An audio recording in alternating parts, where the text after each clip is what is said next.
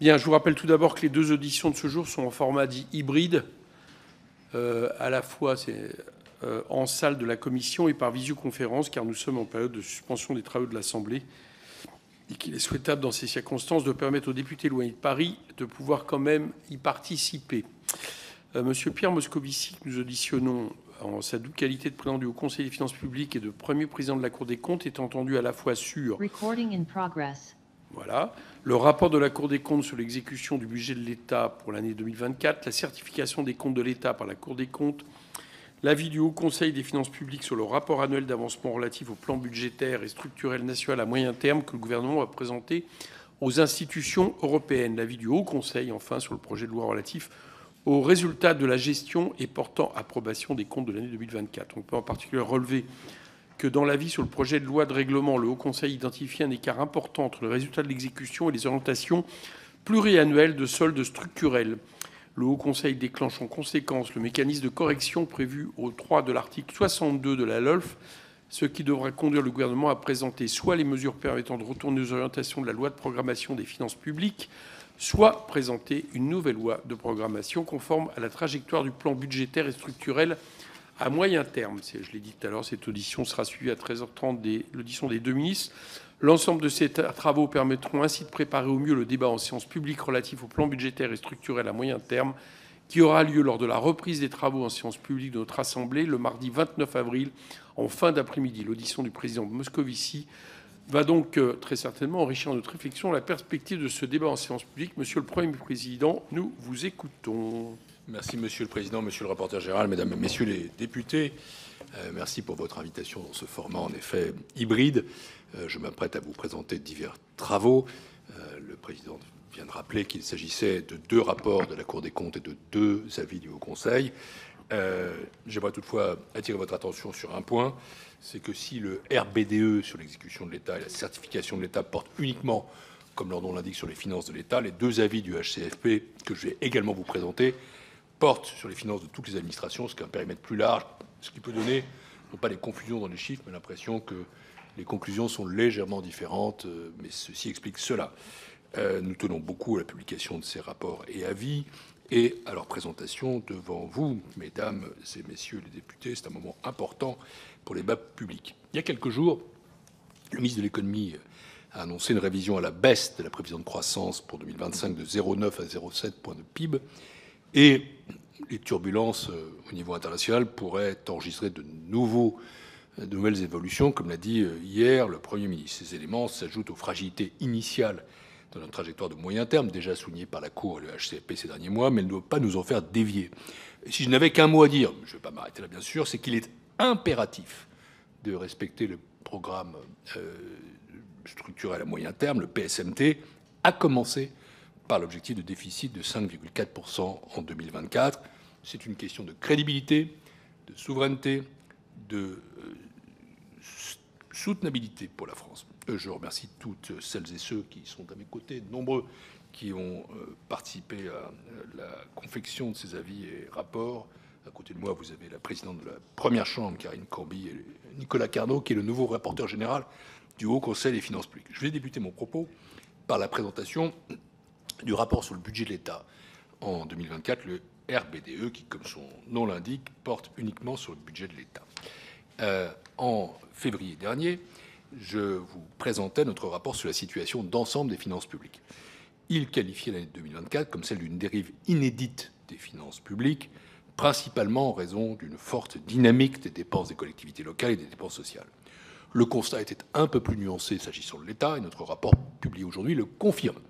Le RBDE revient sur le déficit budgétaire toujours très élevé de l'État, qui accroît le besoin de financement et la dette au terme d'un exercice 2024 que je qualifierais de chaotique.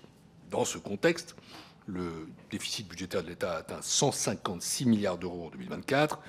Soyons clairs, c'est un mauvais résultat. Il est supérieur de 9 milliards d'euros à l'objectif fixé en loi de finances initiale pour 2024. Il s'améliore certes de 17,1 milliards d'euros par rapport à 2023, mais c'est vraiment le minimum, car la quasi-extinction des mesures exceptionnelles prises pour faire face à la hausse des prix de l'énergie représente justement une moindre dépense de 17 milliards d'euros. Il reste par ailleurs très élevé et très éloigné du niveau constaté avant la crise sanitaire. Je rappelle que le déficit budgétaire en 2019 était de 92 milliards d'euros. Il est aussi supérieur à celui de l'année 2022, qui était marqué par le déclenchement de la guerre et la montée de l'inflation au lendemain de la crise Covid. Ce niveau de déficit très élevé toujours a plusieurs causes. Il est principalement imputable à la conception même du projet de loi de finances pour 2024. Ce dernier, nous l'avons dit, était établi sur des bases peu réalistes. Nous avions jugé que la prévision de croissance initiale, qui était de 1,4%, était élevée. C'était même le moins que nous puissions dire, puisque le consensus des économistes sur la croissance était alors de 0,8%. La partie recette reposait sur cette prévision de croissance surestimée. Elle a été abaissée de 0,4 points dès février 2024. Elle reposait sur des prévisions élaborées à l'été 2023, qui étaient nettement trop optimistes en termes d'évolution spontanée des grands impôts. Une sorte de double surestimation, en quelque sorte, de la croissance, mais aussi de son effet mécanique sur l'assiette des impôts, qui a entraîné un écart majeur entre prévision et réalisation. Je vais y revenir. Dans sa partie dépenses, la loi de finances initiale manquait singulièrement d'ambition. À part la fin de quelques mesures exceptionnelles que j'ai citées, aucune réforme structurelle n'était inscrite dans le projet de loi de finances, en dépit des revues de dépenses qui avaient commencé dès le début de l'année 2023. À ces deux faiblesses de la LFI s'est ajoutée vite l'ombre portée des très mauvais résultats de l'exercice 2023. La dégradation de 2023 n'a été pleinement mesurée qu'en toute fin d'année, ce qui explique que l'effet de base qu'elle a engendré ne pouvait en effet être que partiellement anticipé, mais cela a eu un effet très clair, à savoir que les objectifs de la loi de finances initiale pour 2024 sont devenus inatteignables avant même, et vous le savez aussi bien que moi, mesdames et messieurs les députés, que commence l'exercice. Dans ces conditions, une loi de finances rectificative en février ou en mars 2024 eût été non seulement logique, mais nécessaire pour tirer les conséquences des résultats de 2023 et sauver en quelque sorte le solde 2024 et avec lui la crédibilité de notre trajectoire. Le gouvernement, en faisant le choix de ne pas déposer de projet de loi de finances rectificative, même si ce choix, je ne suis pas à discuter, il était peut-être contraint par une situation politique, s'est privé du seul vecteur qui eût permis un réel ajustement des recettes. À la place, il a mis en œuvre, incontestablement, une stratégie de gestion serrée et sous tension des crédits du ministère.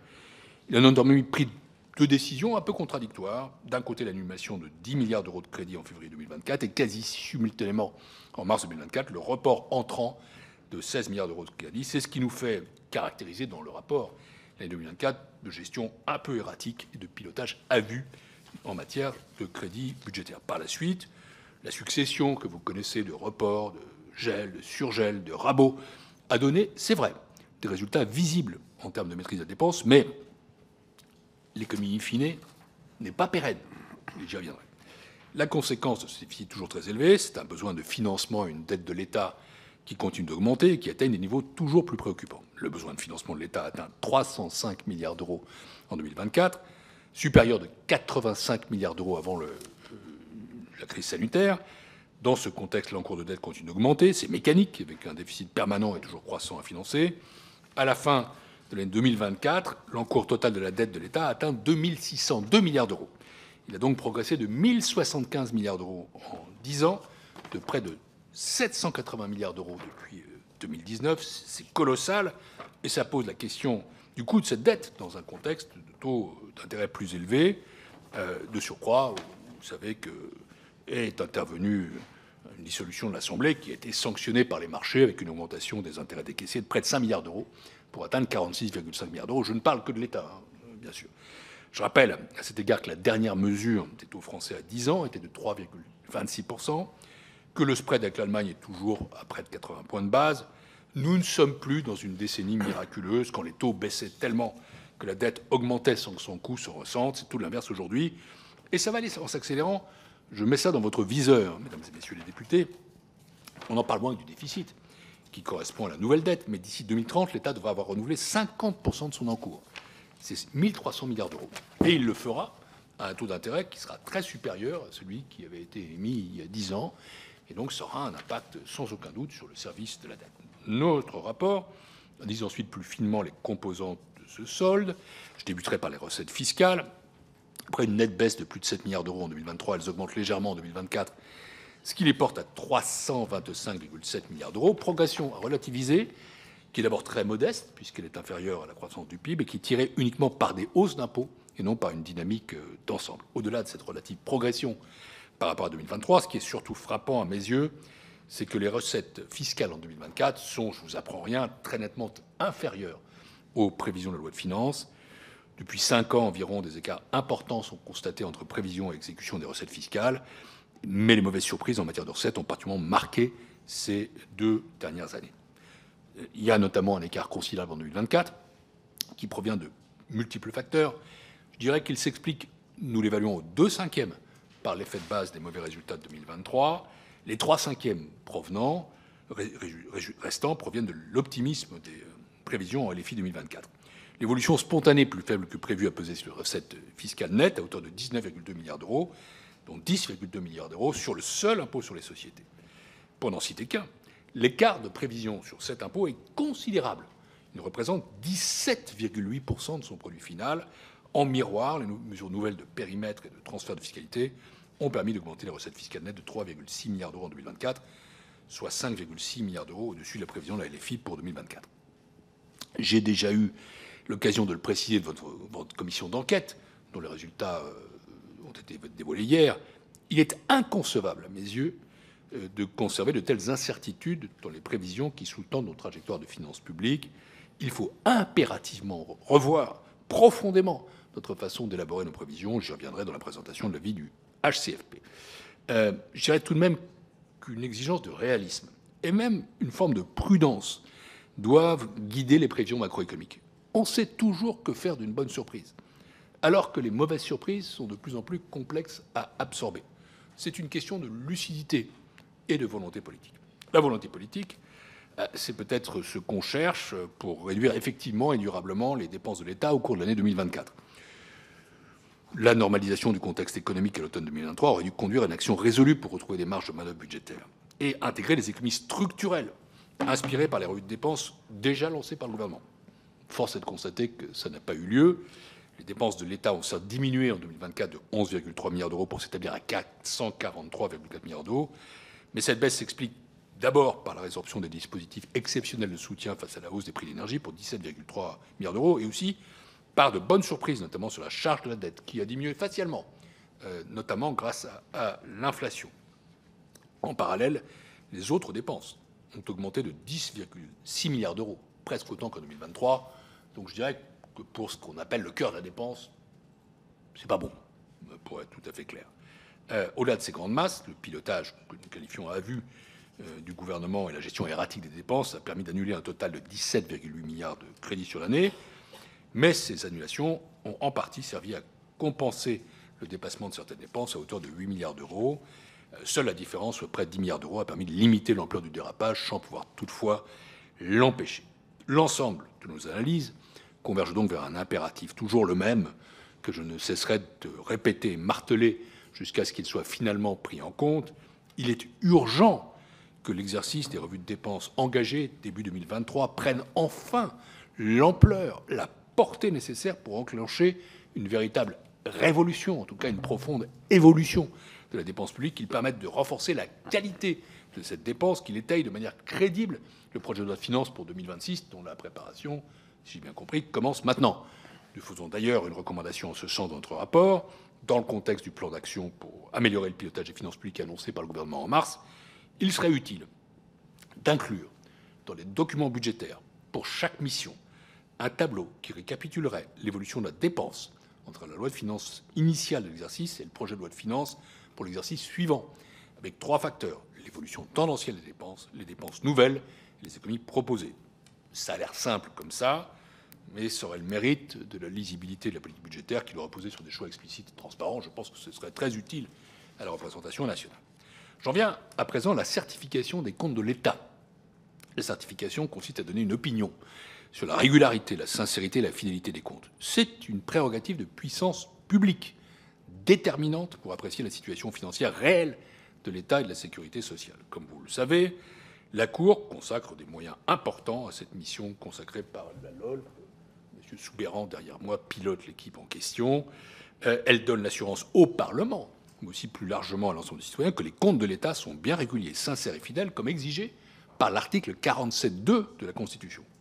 C'est une mission au service de la transparence des chiffres pour les citoyens. Je suis désolé, et pour être honnête, franchement agacé, que pour la 19e année consécutive, les comptes de l'État ne soient pas en mesure d'être certifiés sans des réserves très significatives. Notre rapport, intitulé Acte de certification, mentionne 5 anomalies significatives, c'est-à-dire des points sur lesquels nous estimons que les comptes sont sous-évalués ou surévalués de plusieurs milliards d'euros. Il mentionne également 11 insuffisances d'éléments probants ou des incertitudes. C'est des points sur lesquels nous sommes incapables de réconcilier les chiffres qui figurent dans les comptes avec ce que nous savons par ailleurs des finances de l'État. Il y a donc en tout plusieurs dizaines de milliards d'euros de différence. Alors 2 incertitudes ont disparu par rapport à l'opinion de 2023, mais 2 nouvelles sont apparues, ça fait toujours 16. Les points qui fondent actuellement l'opinion avec réserve de la Cour peuvent se répartir en 2 catégories.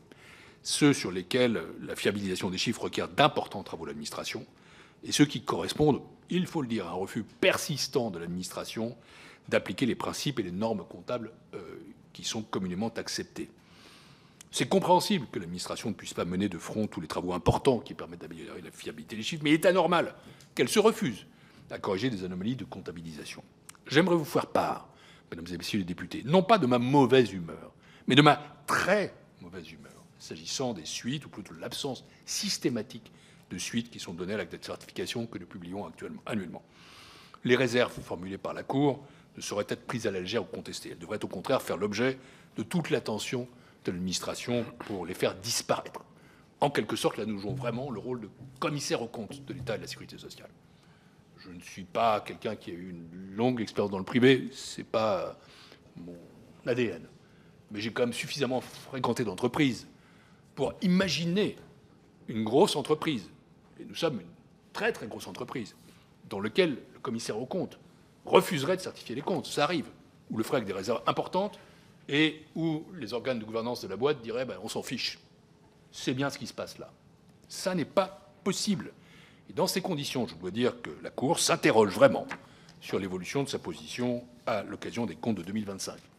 La logique d'accompagnement des efforts de l'administration, qui a été la sienne depuis la première publication des comptes de l'État en 2006, a peut-être, sans doute, atteint ses limites. En l'absence de progrès significatifs en 2025, notamment sur la résolution des anomalies significatives, la Cour pourrait être amenée à tirer les conséquences, dans son opinion, en cohérence avec les normes internationales d'audit auxquelles elle se réfère, autrement dit, à refuser de certifier les comptes de l'État et de la sécurité sociale. J'ai écrit hier une lettre en ce sens aux 2 ministres chargés de l'économie et des comptes publics, parce que, franchement, pardonnez-moi ce mauvais poil, ça suffit. C'est pas possible. Nous consacrons à cela cette mission qui nous vient de la Constitution et de la loi des moyens significatifs. Nous produisons des États sérieux, ça doit être respecté. Parallèlement à ces 2 rapports, je change de casquette, le Haut Conseil a rendu aujourd'hui même 2 avis que je vais vous présenter. Je débuterai par l'avis relatif au projet de loi relatif aux résultats de la gestion et portant approbation des comptes de l'année 2024. Dans cet avis, je me permets de dégager 3 messages. D'abord, je reviens sur l'ampleur de la dégradation des comptes publics en 2024, qui constitue, je le redis, une année noire pour nos finances publiques. Le déficit, vous connaissez les chiffres, le déficit public de toutes les administrations a continué de se creuser l'année dernière. Il a augmenté de 0,4 points de PIB par rapport à 2023 pour s'établir à 5,8 points, soit presque 170 milliards à la fin de l'année 2024. Pour mémoire, il était de 5,4 points de PIB en 2023 et de 2,4 points de PIB avant la crise sanitaire de 2019. Dans le détail, les dépenses publiques ont connu une hausse de 3,9% en valeur. En volume, le cœur de la dépense, c'est-à-dire la dépense hors charge d'intérêt, hors mesures exceptionnelles de soutien de crise, a connu sa plus forte progression sur les 10 dernières années. En parallèle, la croissance des prélèvements obligatoires de plus de 2,4% est moins forte, également moins rapide que la croissance du PIB. Et in fine, la dette grimpe de 3 points et s'établit à 113 points de PIB, pendant une période où, au contraire, tous nos partenaires, et y compris les plus proches, je pense à l'Allemagne et l'Italie, l'Allemagne avait déjà des comptes très sains, l'Italie est en train d'assainir les siens, ont fait des efforts considérables. Nous avons continué en quelque sorte comme si le quoi qu'il en coûte se poursuivait après les crises. La crise sanitaire, où il était entièrement justifié. La crise énergétique et inflationniste, où il était pour nous moins justifié. Ensuite, on est hors crise. Et néanmoins, ça continue à filer. Et ça file plus que jamais. Notre alerte tient en quelques mots. Le PLF 2024, qui avait vocation à amortir cette dégradation, est une occasion manquée. Le Haut Conseil a donc examiné les différents facteurs qui expliquent cet écart considérable hors période de crise. Il tient d'abord et avant tout au prélèvement obligatoire. L'écart aux prévisions en matière fiscale est de 40 milliards d'euros, dont plus de 20 milliards pour les recettes fiscales nettes de l'État, que j'évoquais tout à l'heure. L'écart s'explique pour moitié par le résultat dégradé en 2023, plus attendu qu'en PLF 2024, mais aussi pour l'autre moitié par des rendements plus faibles que prévu. Ce phénomène est particulièrement marqué, vous le savez, pour deux impôts, l'impôt sur les sociétés, avec un écart de 15 milliards, et la TVA, avec une différence de 12 milliards. Le HCFP avait déjà alerté sur les hypothèses particulièrement optimistes du gouvernement sur la TVA, que ce soit en termes de progression spontanée, mais aussi sur les hypothèses de croissance. Sur l'IS, c'est vrai que ce n'était pas prévisible. Mais néanmoins, on peut aujourd'hui constater, ça fait partie, j'imagine, de vos travaux, qu'on a perdu contact avec le rendement de l'IS et qu'il faut absolument améliorer les prévisions en la matière, trouver des pipers, en quelque sorte, de la situation des entreprises qui permettent d'anticiper ce type de dégradation. Le second facteur tient aux dépenses, plus élevées qu'anticipées, mais oui, avec un écart de plus de 13 milliards d'euros de dépenses par rapport au PLF 2024. Sur ces 13 milliards, plus de 7 milliards, soit plus de la moitié, résultent du dynamisme des dépenses locales. Et au sein de ces 7 milliards de dépenses locales, la quasi-totalité concerne, je le dis parce que j'entends souvent les collectivités locales, nous sommes les premiers investisseurs du pays. Et c'est vrai, mais ça tient surtout aux dépenses de fonctionnement. Alors, là-dessus, le Haut Conseil avait quand même noté dans son avis que les prévisions pour 2024, qui donnaient un chiffre de baisse de 0,5%, étaient optimistes et qu'elles n'étaient pas fondées sur des mécanismes ni de concertation ni contraignants avec les collectivités locales. Si on veut que les collectivités locales soient incitées vraiment à réduire leurs dépenses, il faut trouver les voies et moyens pour qu'il y ait des mécanismes qui le garantissent. Sinon, il n'y a pas de garde-fou.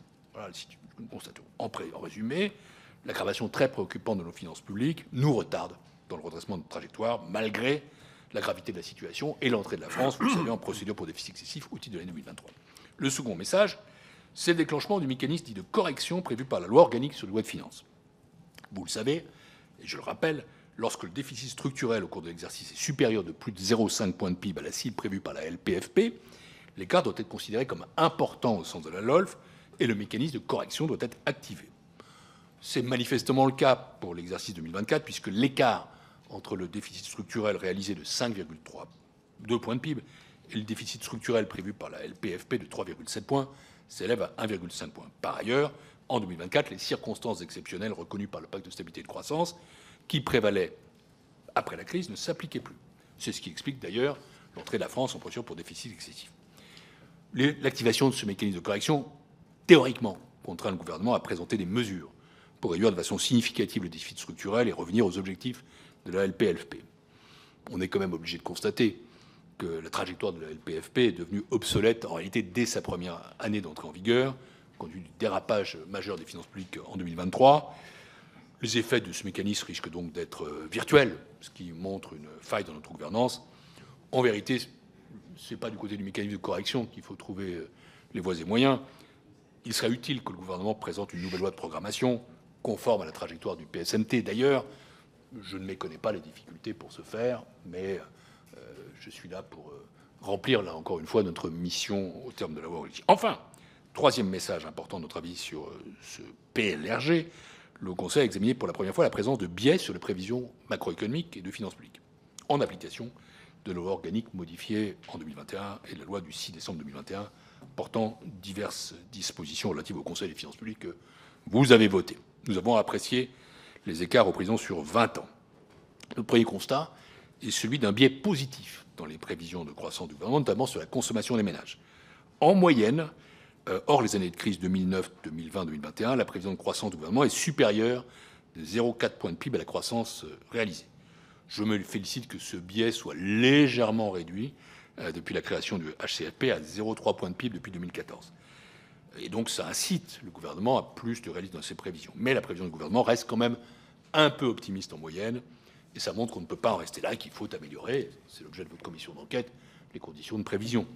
S'agissant uniquement des années 2021-2024, sur lesquelles nous avons mis naturellement une focale un peu plus précise, le Conseil observe que la prévision de croissance a eu tendance à excéder la réalisation. Il note cependant que le début de cette période était marqué par les crises sanitaires puis énergétiques, ce qui justifie le maintien de la clause de circonstances exceptionnelles. Dans ce Contexte, le Haut Conseil ne conclut pas une distorsion importante des prévisions de croissance sur ces 4 années, mais je rappelle que nous ne pourrions pas faire le même constat, évidemment, pour la prévision de croissance pour 2024, compte tenu du fait qu'elle était exagérément optimiste dès la base. S'agissant des prévisions de finances publiques, les écarts entre prévision et réalisation sont moins marqués sur la longue durée. Les prévisions de solde public du gouvernement se situent en moyenne hors année de crise à un niveau proche de leur réalisation. En incluant les années de crise, l'écart moyen entre prévision et réalisation du solde public est de 0,6 points de PIB.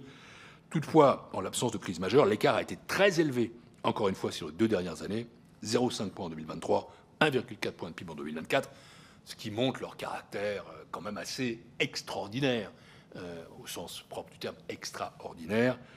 Face à ces différents constats, je crois que nous avons le devoir collectif d'être plus lucide, plus responsable, plus réaliste dans l'établissement des prévisions.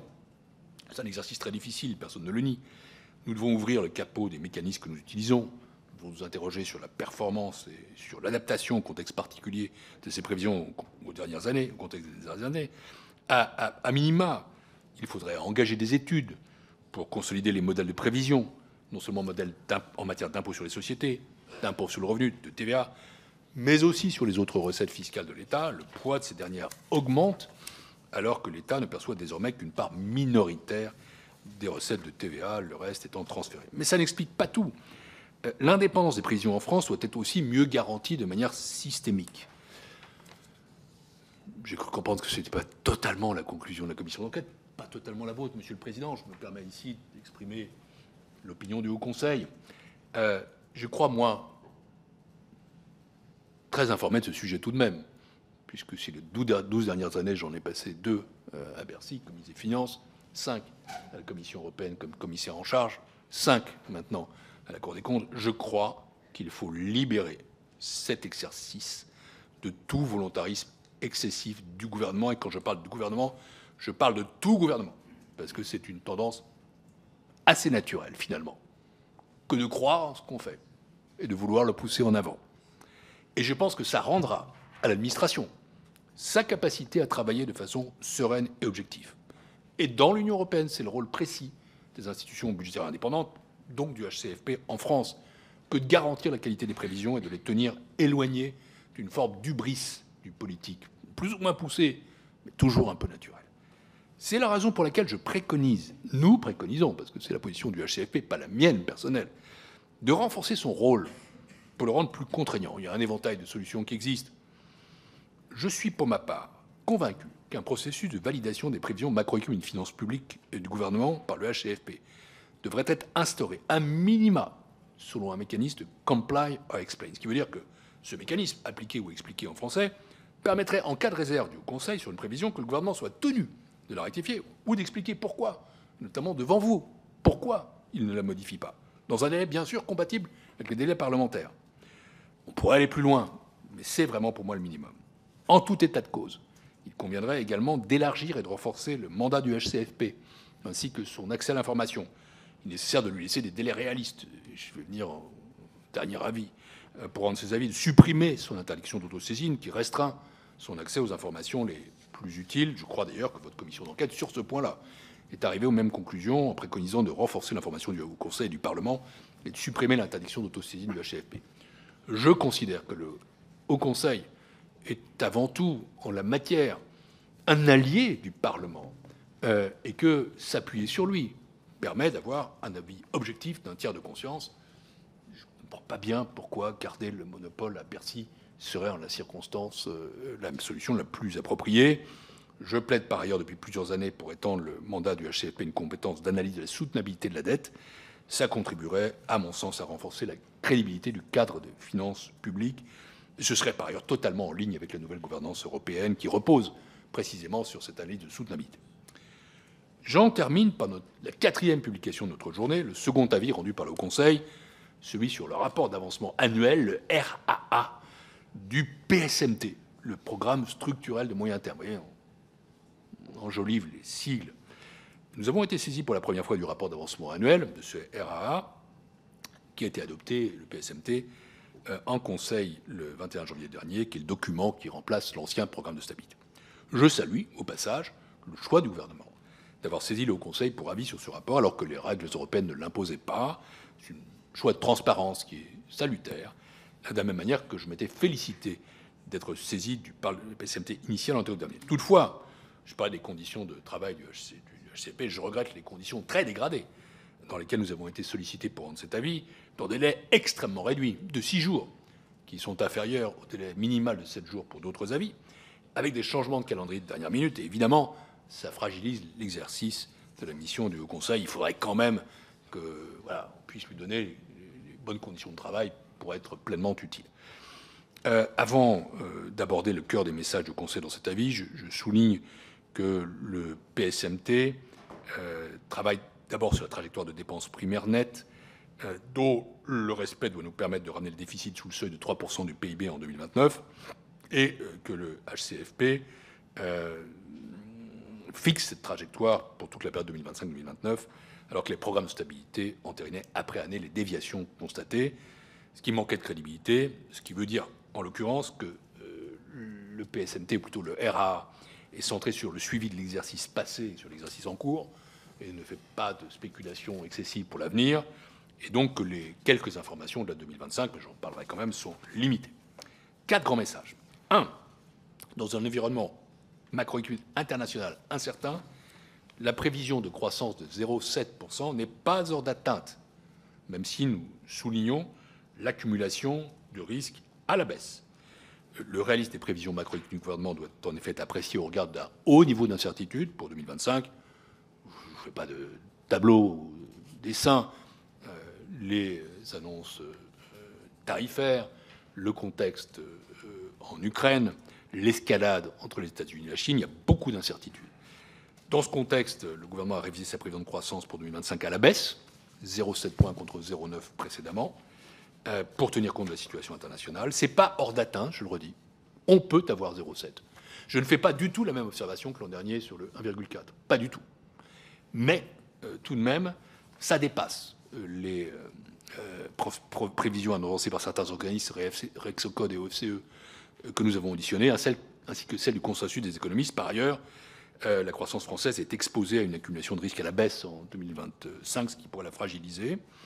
Et d'autres hypothèses qui composent le scénario macroéconomique pour l'année 2025 apparaissent elles aussi légèrement teintées d'optimisme. L'inflation, 1,4, c'est un peu élevé. La prévision de croissance de la masse salariale, 2%, un peu haute également. La prévision de salaire moyen, un peu haute, à 2,4%. D'ailleurs, voilà, cette année, ce qu'on observe, c'est un peu. Alors, on a quand même corrigé les biais massifs, mais c'est toujours un peu optimiste. Et quand c'est un peu optimiste, le risque d'être un peu, le résultat risque d'être un peu dépassé. Ce serait bon qu'à un moment donné, on soit vraiment réaliste, voire un peu prudent. Notre deuxième message porte sur les prévisions de finances publiques.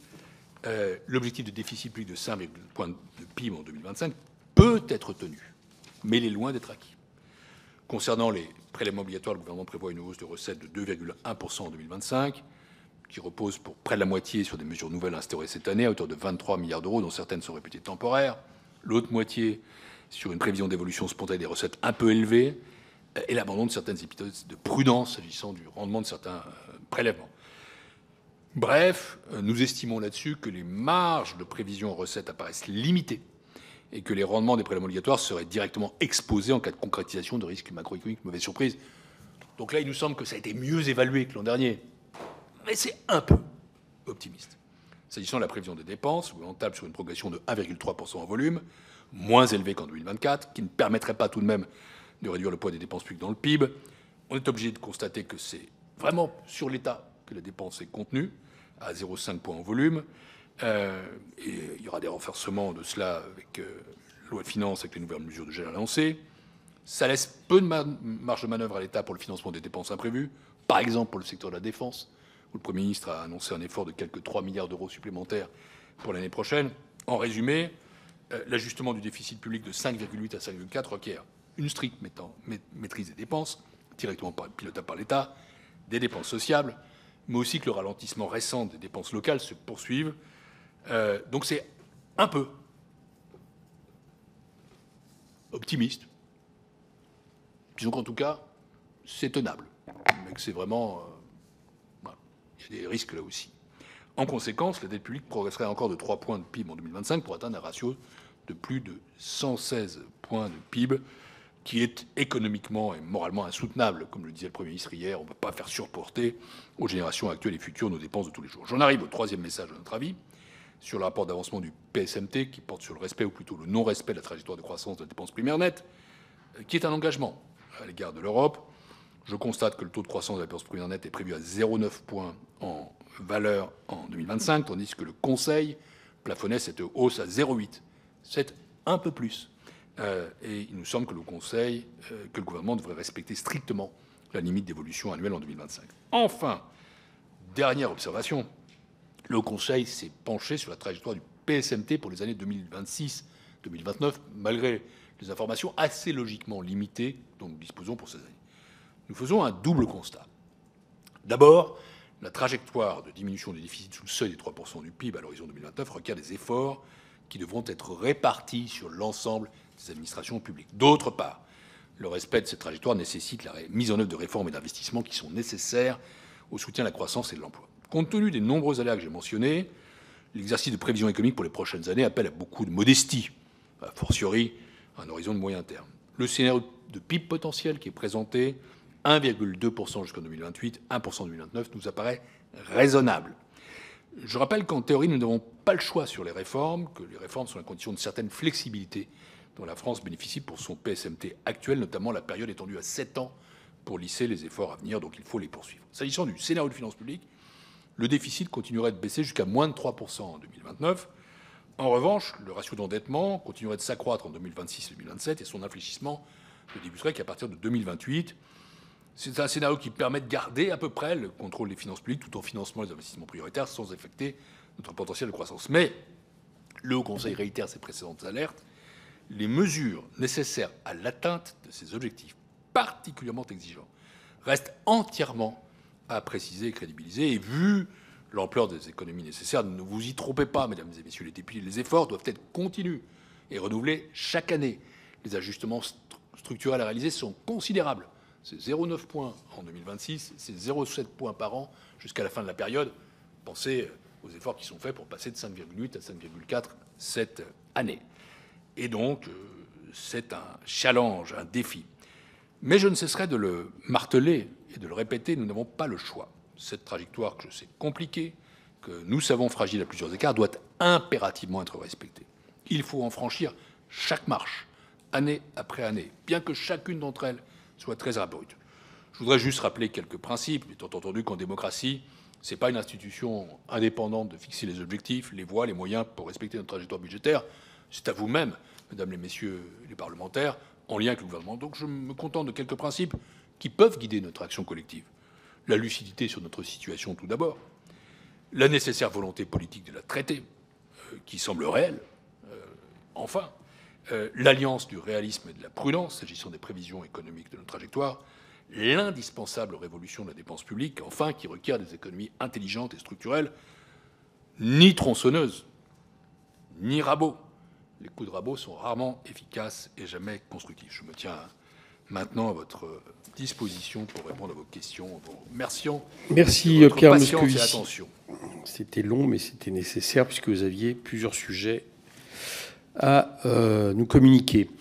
Juste, j'ai 4 questions et une petite prime, mais j'ai juste une réflexion initiale. Bon, d'abord, c'est pas très étonnant cette question de certification des comptes sur notamment 2024, si on a bien suivi la commission d'enquête, et sur donc quelque chose qui regarde un peu dans le rétro et qui constate en fait en partie les écarts que nous-mêmes avons analysés.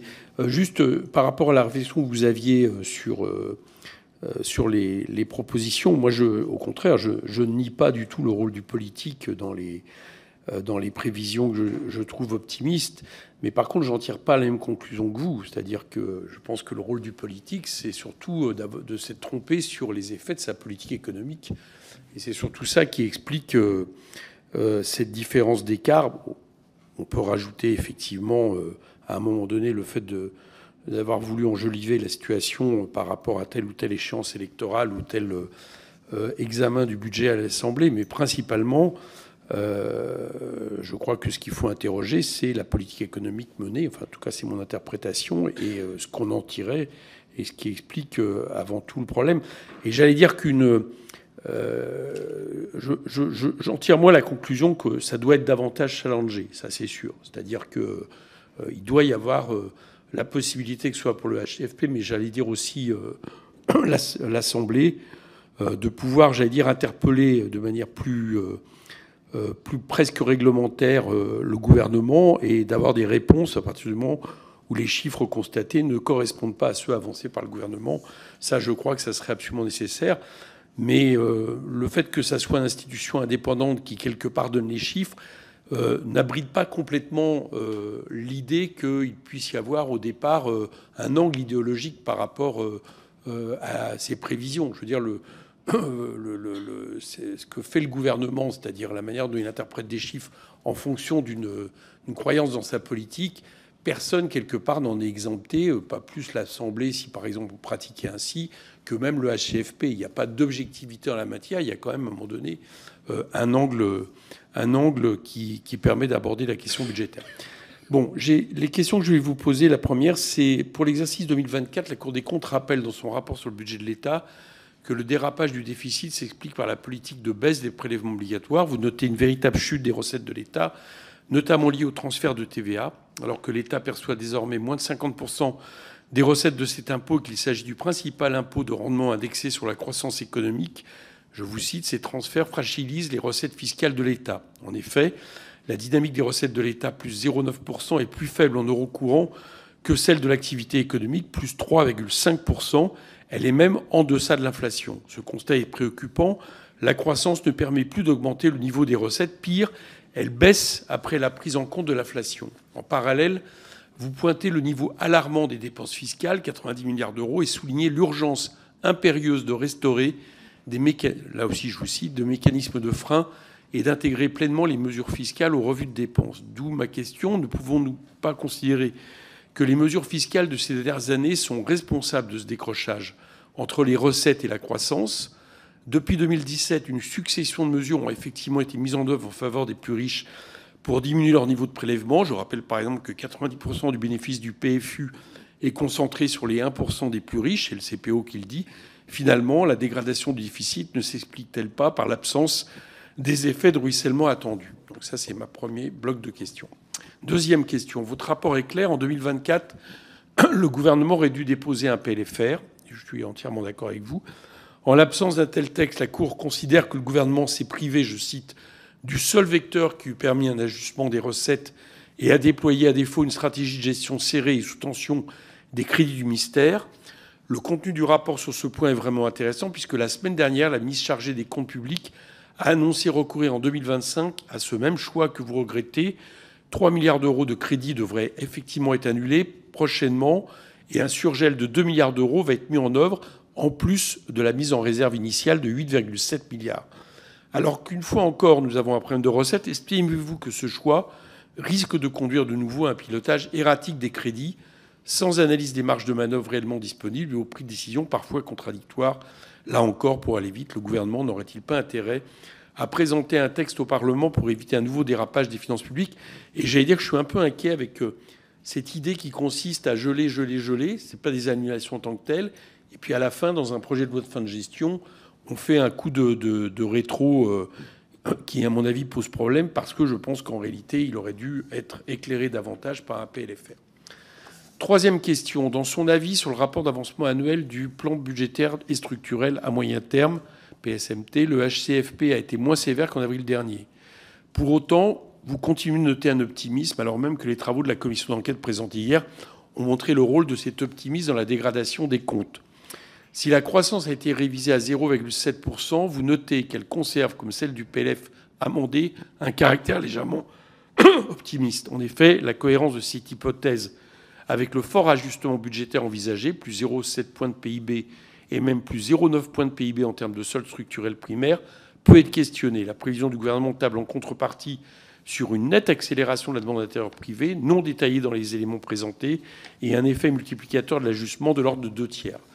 Bien que concevables, ces hypothèses qui ne sont pas élaborées dans les éléments fournis sont loin d'être acquises.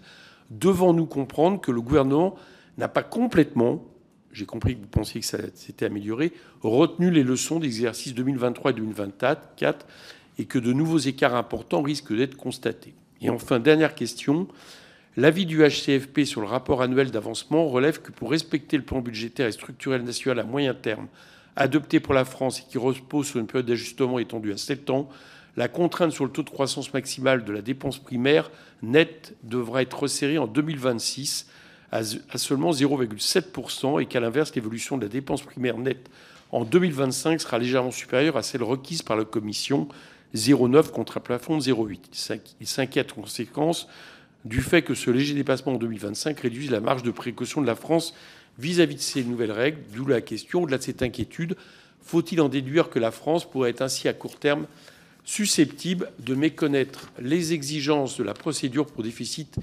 excessif dans laquelle elle est placée. Et ma question prime, c'est par rapport à votre passage hier sur BFM Télé, je vous ai croisé, et ça sort un tout petit peu du champ de la discussion de ce matin, mais comme vous êtes là, j'en profite. Vous avez appelé à lutter contre la fraude sociale en disant qu'il n'y a pas grand-chose à gratter du côté de la fraude fiscale. Je vous cite, je suis un peu étonné, vu le prorata entre la fraude sociale et la fraude fiscale. J'aurais bien aimé que vous m'éclairiez sur cette explication qui me laisse un peu dubitatif pour tout vous dire. Merci, Monsieur le Président. Sur votre première question, je vais être extrêmement rapide car je vais obéir à votre propre injonction et éviter tout biais idéologique qui n'est pas dans la fonction du Haut Conseil et de la Cour des comptes. En revanche, ce qui est exact, et ce que nous disons dans ce rapport de manière assez précise, c'est qu'en effet, on a assisté à un décrochage très fort en matière de recettes sur la TVA et sur l'impôt sur les sociétés. TVA, c'était pas imprévisible, pas complètement. Et quant à l'impôt sur les sociétés, il faut absolument rétablir le lien avec cet impôt et la prévisibilité de cet impôt, ce qui n'est pas totalement impossible en prenant un certain nombre de mesures que je crois le gouvernement s'apprête à prendre. Pour le reste, les choix fiscaux appartiennent au gouvernement, ils sont validés ou non par la représentation nationale et j'ai pas de commentaires à faire au titre du HCFP et de la Cour des comptes.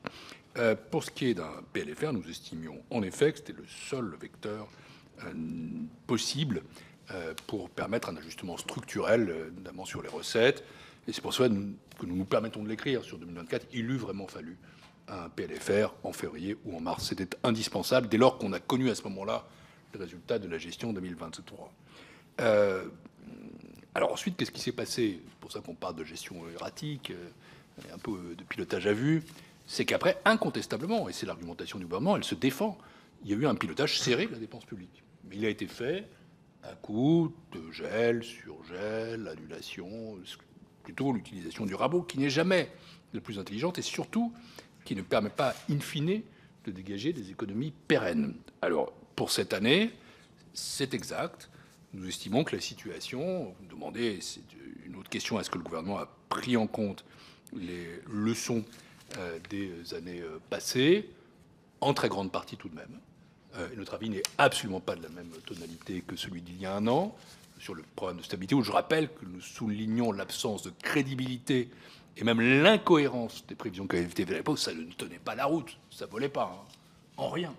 Cette fois-ci, on peut quand même considérer que le gouvernement se rapproche d'exigences plus importantes de réalisme, fait preuve de davantage de prudence, mais, comme je l'ai dit aussi, on n'y est pas encore tout à fait. C'est-à-dire, ça reste à chaque fois un tout petit peu élevé, un tout petit peu optimiste, un tout petit peu ceci, un tout petit peu cela. Et si vous ajoutez tous ces tout petits peu, ça crée quand même quelques risques. Risque sur la croissance, risque sur les prévisions, risque sur les recettes, et donc risque sur le déficit. Mais au stade où nous sommes, je ne peux pas vous préconiser un nouveau projet de loi de finances rectificative. Pour le coup, il n'y a pas les éléments objectifs sur la table, sur votre table, qui existait il y a un an et qui aurait dû à l'époque être très clairement suivi par le gouvernement, qui aurait dû vous présenter un PLFR. Je ne lance pas aujourd'hui le même message. Ce n'est pas l'analyse que nous sommes. Sur la procédure, alors après, si vous voulez, une procédure pour déficit excessif, c'est toujours un dialogue entre la Commission européenne, qui est bonne fille en général, contrairement à ce qu'on pense, est assez compréhensive, et le gouvernement. Ce que je note, c'est que par rapport au PSMT qui a été adopté, on est chouïa au-dessus, pour cette année comme pour l'année suivante. ce sera à la Commission européenne d'estimer si, dans sa discussion avec le gouvernement français, c'est acceptable ou pas. On n'est pas non plus encore, me semble-t-il, je ne suis plus à la Commission européenne, j'ai pas de nostalgie, dans des dépassements massifs. Enfin, sur la fraude fiscale, toujours une émission de télévision, on est un peu cursif, mais ce que je voulais dire, et ce que je dis devant vous, j'ai vu des chiffres qui circulaient de la part de certains syndicats de Bercy. Bon, j'attends des sources un peu plus officielles. La lutte contre la fraude fiscale en France est sérieuse. Et je veux rendre hommage à la Direction générale des finances publiques. Une direction remarquable. Heureusement, nous avons une très bonne administration fiscale. Et les programmes successifs de lutte contre la fraude fiscale, qui ont été lancés depuis une dizaine d'années, ont produit des effets très certains. On ne peut d'ailleurs pas citer des chiffres sur la fraude, y compris sur la fraude sociale. On ne peut pas éviter toute fraude. Une demande réitérée de la Cour, c'est de chiffrer l'écart fiscal. Ne confondons pas la fraude et l'optimisation. Il y a un travail en cours de la Cour sur la fraude fiscale, la lutte contre la fraude fiscale, des demandes citoyennes, qui sera publié à la fin 25. Mais tout de même, on a fait des très gros progrès en matière de détection de la fraude fiscale. Et c'est un fantasme d'imaginer qu'on pourra tout récupérer. En revanche, sur la fraude fiscale, on est vraiment balbutiant. C'est-à-dire, nous estimons la fraude sociale, s'agissant de l'assurance maladie seule, à 4,5 milliards d'euros. Là-dessus, on récupérait, jusqu'aux années passées, 423 millions d'euros. On récupère cette année 600 millions d'euros. Si on mettait en face les moyens, et d'abord des contrôleurs, pour vérifier la fraude sociale, mais oui, madame, c'est une surprise, mais nous proposons des embauches, là. D'ailleurs, il y en a eu qui ont été réalisées, y compris en matière de fraude fiscale. Si on mettait en œuvre ces moyens, je pense en effet qu'on pourrait multiplier très significativement le contrôle de la fraude sociale. Nous suggérons dans notre rapport qu'on pourrait assez facilement monter à 1,5 milliard d'euros. On pourrait même monter à 2 milliards d'euros. Ce serait la moitié. Après, vous savez, c'est un peu plus compliqué. C'est le cas pour la fraude fiscale comme pour la fraude sociale. Voilà ma réponse à votre question, Monsieur le Président. Enfin, dans la fraude sociale et l'optimisation grise, qui sont les 100 milliards avancés par Sud et qui ont été peu contredits, en réalité, quand on parle avec des gens qui connaissent le dossier, penser qu'il n'y a plus de grain à moudre là-dessus, je trouve que c'est un peu... Il y a peu de grain à moudre. Je le dis, oui, je suis l'assume. en désaccord avec vous. Monsieur le rapporteur général. Monsieur le Premier Président et Président du Haut Conseil, Madame la Présidente de la Première Chambre, je n'aurai que 6 questions à vous poser. Je les poserai successivement, vous permettant de répondre à chacune d'entre elles successivement. Alors, première question, c'est la première fois que nous vous auditionnons depuis que la Commission des Finances, dotée de pouvoir d'une commission d'enquête, a publié son rapport sur les causes et les variations des écarts de prévision de recettes sur les budgets 2023 et 2024. Un certain nombre de membres ou de personnalités auditionnées ont mis le souhait d'un renforcement des pouvoirs du Haut Conseil. Pour ma part, et avec de nombreux collègues de notre commission des finances, j'ai précisément proposé d'associer le Haut Conseil à la prévision macroéconomique, soit en l'impliquant dans l'élaboration des hypothèses retenues par le gouvernement, par exemple pour la production ou la validation de certaines d'entre elles, soit en instaurant un mécanisme de type « comply or explain », qui permettrait au gouvernement de rectifier les prévisions jugées trop optimistes ou trop pessimistes par le Haut Conseil, ou à défaut d'expliquer pourquoi il ne les modifie pas. Alors, vous êtes favorable à cette idée, vous l'avez dit tout à l'heure dans votre intervention, mais en avez-vous parlé au gouvernement? La réponse est très clairement oui. C'est une proposition que je fais depuis l'automne 2024, compte tenu des dérapages extrêmement importants qui sont constatés.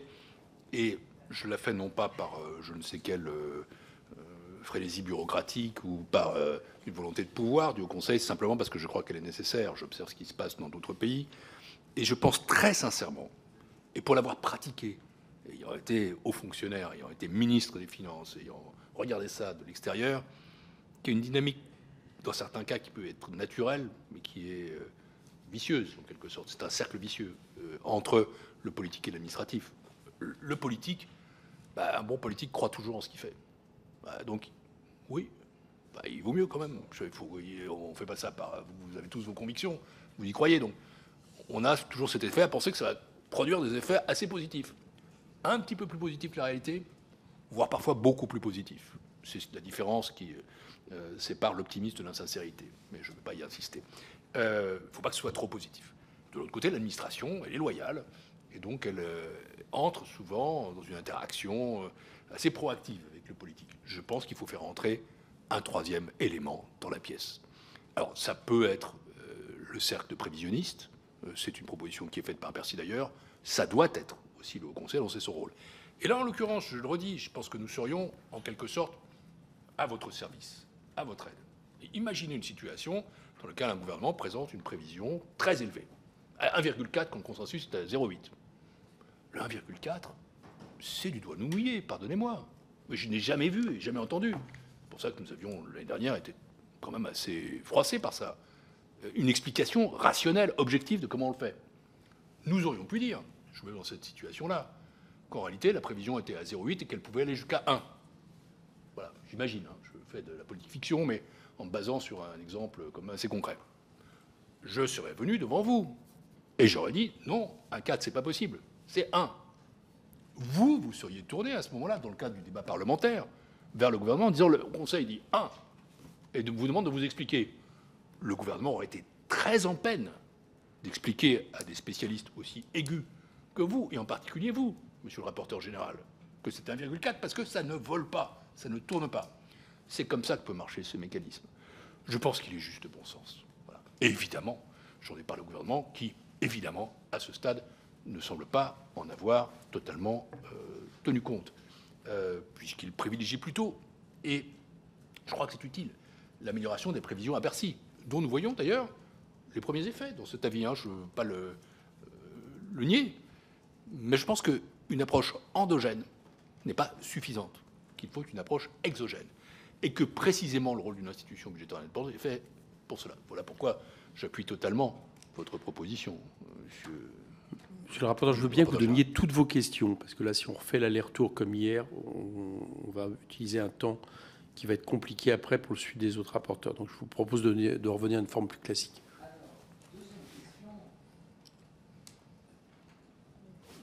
Oh, pardon. Deuxième question. L'analyse de l'exécution budgétaire de l'exercice 2023 a donné lieu à la formulation de 181 recommandations au sein des 66 notes d'exécution budgétaire, soit presque 3 recommandations par note. Parmi les recommandations formulées en 2023, 25 ont fait l'objet d'une mise en œuvre totale, 60 d'une mise en œuvre partielle. Et à contrario, 52% des recommandations n'ont pas été mises en œuvre. Les recommandations devenues sans objet représentent 1% du total. La Cour des comptes livre ces chiffres dans le rapport sur le budget de 2024 sans en faire le moins de commentaires. Alors, d'après vos contacts avec le gouvernement, est-ce qu'il envisage de retenir tout ou partie de la moitié de ces recommandations? Deuxième question. Troisième question. Vous révélez qu'environ 77% des dépenses de l'État peuvent être qualifiées de rigides en raison de l'absence de levier efficace pour freiner leur progression. Avez-vous des éléments sur la progression de ces dépenses que vous qualifiez de rigides ces dernières années? Et puis, vous soulignez également que les restes à payer, c'est-à-dire des autorisations d'engagement n'ayant pas fait l'objet de décaissement, ont atteint 217 milliards à fin 2024, auxquels il faut d'ailleurs ajouter 37 milliards d'autorisations d'engagement affectées, mais non engagées, soit au total 254 milliards. Cette situation ne traduit-elle pas une certaine fuite en avant devant la gestion des finances publiques? Quatrième question. Dans son avis sur le projet de loi relatif aux résultats de gestion et portant approbation des comptes de l'année 2024, le Haut Conseil annonce activer le mécanisme de correction prévu par la LOLF et invite le gouvernement à présenter les mesures permettant de réduire de façon significative le déficit structurel ou à déposer une nouvelle loi de programmation des finances publiques. Pensez-vous que ce mécanisme soit efficace et suffisamment incitatif pour contribuer au redressement des finances publiques? Et en tant que président du Haut Conseil, des évolutions vous semblent-elles souhaitables? Et est-ce que vous connaissez la position du gouvernement? Cinquième question. L'avis du Haut Conseil sur le rapport annuel d'avancement, le RAA, souligne que le gouvernement ne propose qu'une esquisse, je cite, de trajectoire de finances publiques au-delà de 2025 et indique que, je cite, l'insuffisance des mécanismes permettant de piloter l'ensemble de la dépense publique fragilise la prévision d'exécution. Je regrette, en tant que rapporteur général, qu'une fois encore, les trajectoires d'économie ne soient pas documentées. Donc, quel crédit accorde le Haut Conseil à l'effort en défense présenté par le gouvernement? Et puis, sixième et dernière question.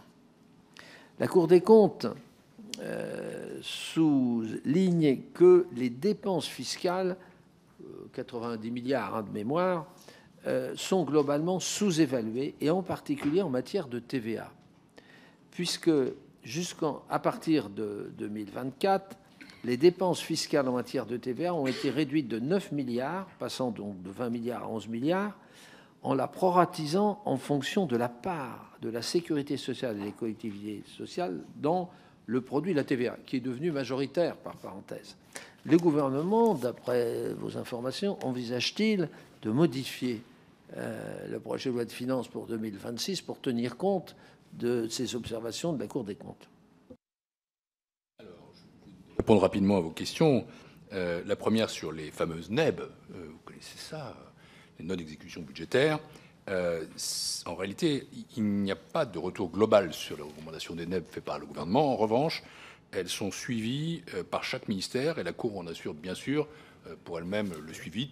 Bon, c'est une dialectique entre la Cour et le gouvernement qui est plutôt très sérieuse, même si, encore une fois, je suis obligé de constater que, globalement, notre analyse des finances publiques n'a pas été suivie des faits ces dernières années, sans quoi nous serions co-comptables de ce qui s'est produit, ce qui n'est pas le cas. Pour votre question sur la deuxième était sur la rigidification, nous n'avons pas fait de détails en la matière. Sur la fuite en avant, elle est incontestable. La réponse était contenue dans la question. Sur le mécanisme de... Oui, il y a bien une fuite en avant en matière de finances publiques. Sur les mesures de correction, le mécanisme de correction, non, il n'est pas effectif. C'est très clair. Mais nous remplissons notre rôle. Nous constatons qu'il y a un écart qui est très supérieur à 0,5 point de PIB, puisqu'il est de 1,5 point de PIB en l'absence de circonstances exceptionnelles. Donc nous le déclenchons. Mais nous ne pouvons pas, bien sûr, demander au gouvernement de s'y conformer, sans quoi ce serait un coup de patin absolument monstrueux. En vérité, la solution est à trouver ailleurs, est à trouver du côté de la loi de programmation de finances publiques. Il faut arrêter de voter des lois de programmation de finances publiques dont on sait d'emblée qu'elles ne sont pas crédibles. Il faut les corriger dès qu'on constate qu'elles ne le sont pas. Et c'est ce qui s'est passé très exactement tout de suite. C'est-à-dire que la LPFP actuelle a été frappée en plein vol par ce qui s'est produit quelques mois après son avènement. Donc nous vivons avec. Ça fait 5 ans que je viens devant vous comme président du Haut Conseil. Ça fait 5 ans que je constate que les lois de programmation des finances publiques ne sont pas opérationnelles. C'est de ce côté-là qu'il faut trouver le réalisme et la volonté. Parce que tant que nous n'avons pas une loi de programmation de finances publiques qui a du réalisme, alors à ce moment-là, nous constaterons des écarts. Donc nous agiterons le mécanisme de correction tout en sachant que non seulement on ne peut pas l'utiliser, mais d'une certaine façon, il ne faut pas l'utiliser. C'est la trajectoire qui est obsolète. Et je constate d'ailleurs que cette trajectoire elle a été ajustée dans le PSMT, qu'elle n'est pas ajustée dans la LPFP. Donc nous avons en réalité 2 trajectoires qui sont contradictoires. Les 2 étant difficiles, la deuxième est aussi difficile, mais étant tout de même plus réaliste que la première. La LPFP, c'est un souvenir. Pour ce qui est de l'absence sur les dépenses fiscales, jusqu'en 2023, la dépense fiscale n'était pas proratisée en fonction des bénéficiaires sur la TVA. Ça fait 2 ans qu'on veut revenir à la situation initiale, mais il y a une refus à ce jour de Bercy qui est complète. Je signale quand même que votre question a un sens, c'est que vous allez d'une façon ou d'une autre par les fiscalités, parce que par les dépenses fiscales, c'est par les fiscalités. J'entends bien que c'est un tabou, mais c'est un tabou en réalité contourné d'emblée. Pour le reste, sur le budget 2026, nous n'avons pas encore, bien sûr, d'ajustement. Cette discussion commence. Mathias Renaud, je pense. Oui. Bonjour. 4 questions. La première, c'est sur le PLFR.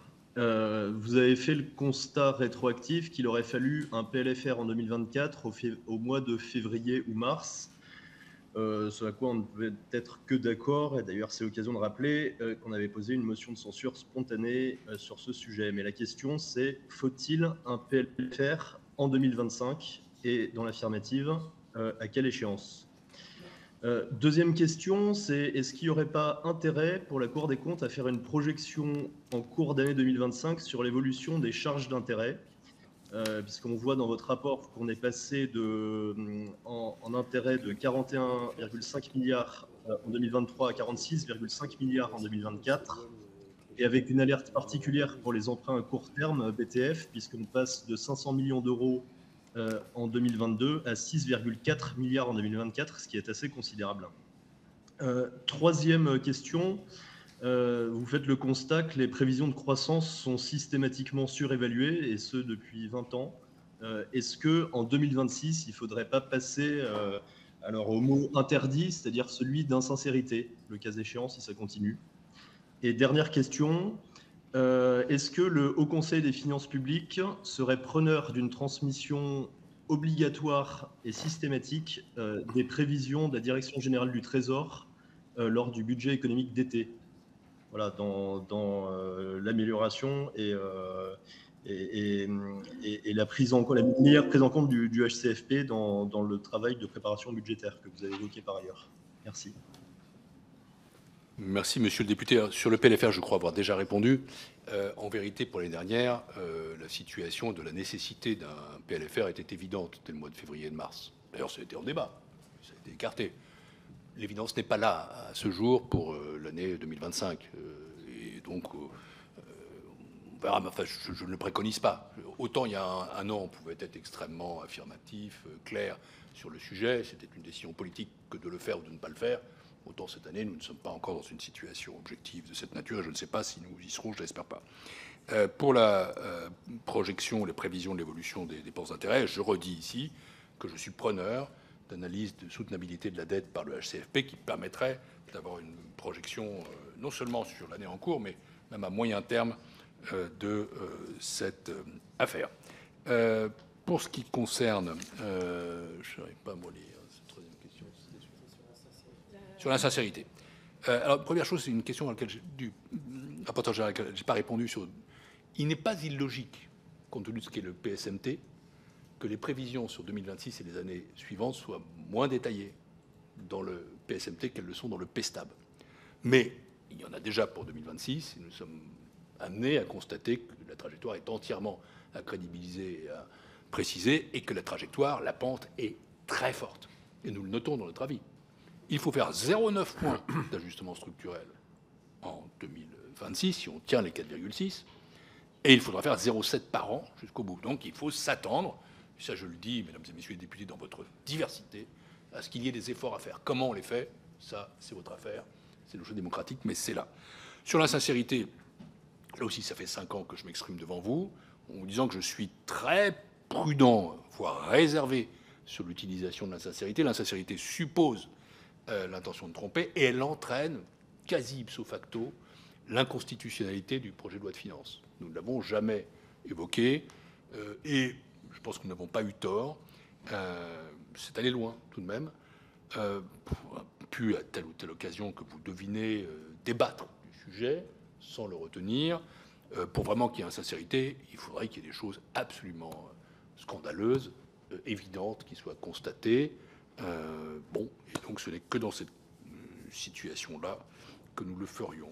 Enfin, pour ce qui est de la communication des budgets économiques d'été, il y a une demande de la Cour à l'administration, car ce n'est pas communiqué systématiquement. Il y a réticence à Bercy, mais le travail est en cours. Je ne désespère pas qu'à l'égard tant de la Cour que du HCFP, la transparence des informations soit améliorée. Je note que là, pour le coup, c'est une recommandation consensuelle de votre rapport au titre de la commission d'enquête. C'est bien sûr indispensable. Nous informez-nous, c'est vous informez-vous. Jean-René Cazeneuve. Pardon. Merci, Monsieur le Président. Monsieur le Président, merci pour vos avis. Si vous permettez, je vais commencer par 2 remarques sur vos propos. La première, je partage évidemment toute la prudence et la modestie qu'il faut avoir au regard du contexte international. Il y a des aléas, mais c'est la raison quand même pour laquelle le gouvernement n'est pas complètement démuni, puisqu'il y a des réserves qui sont prévues en début d'année. Alors on peut toujours discuter du niveau de réserve qui est pris, mais ce dispositif existe. Ma deuxième remarque porte sur le propos que vous avez eu sur l'analyse de l'écart entre le réel et le constaté, enfin, et le prévisionnel et le constaté en 2024.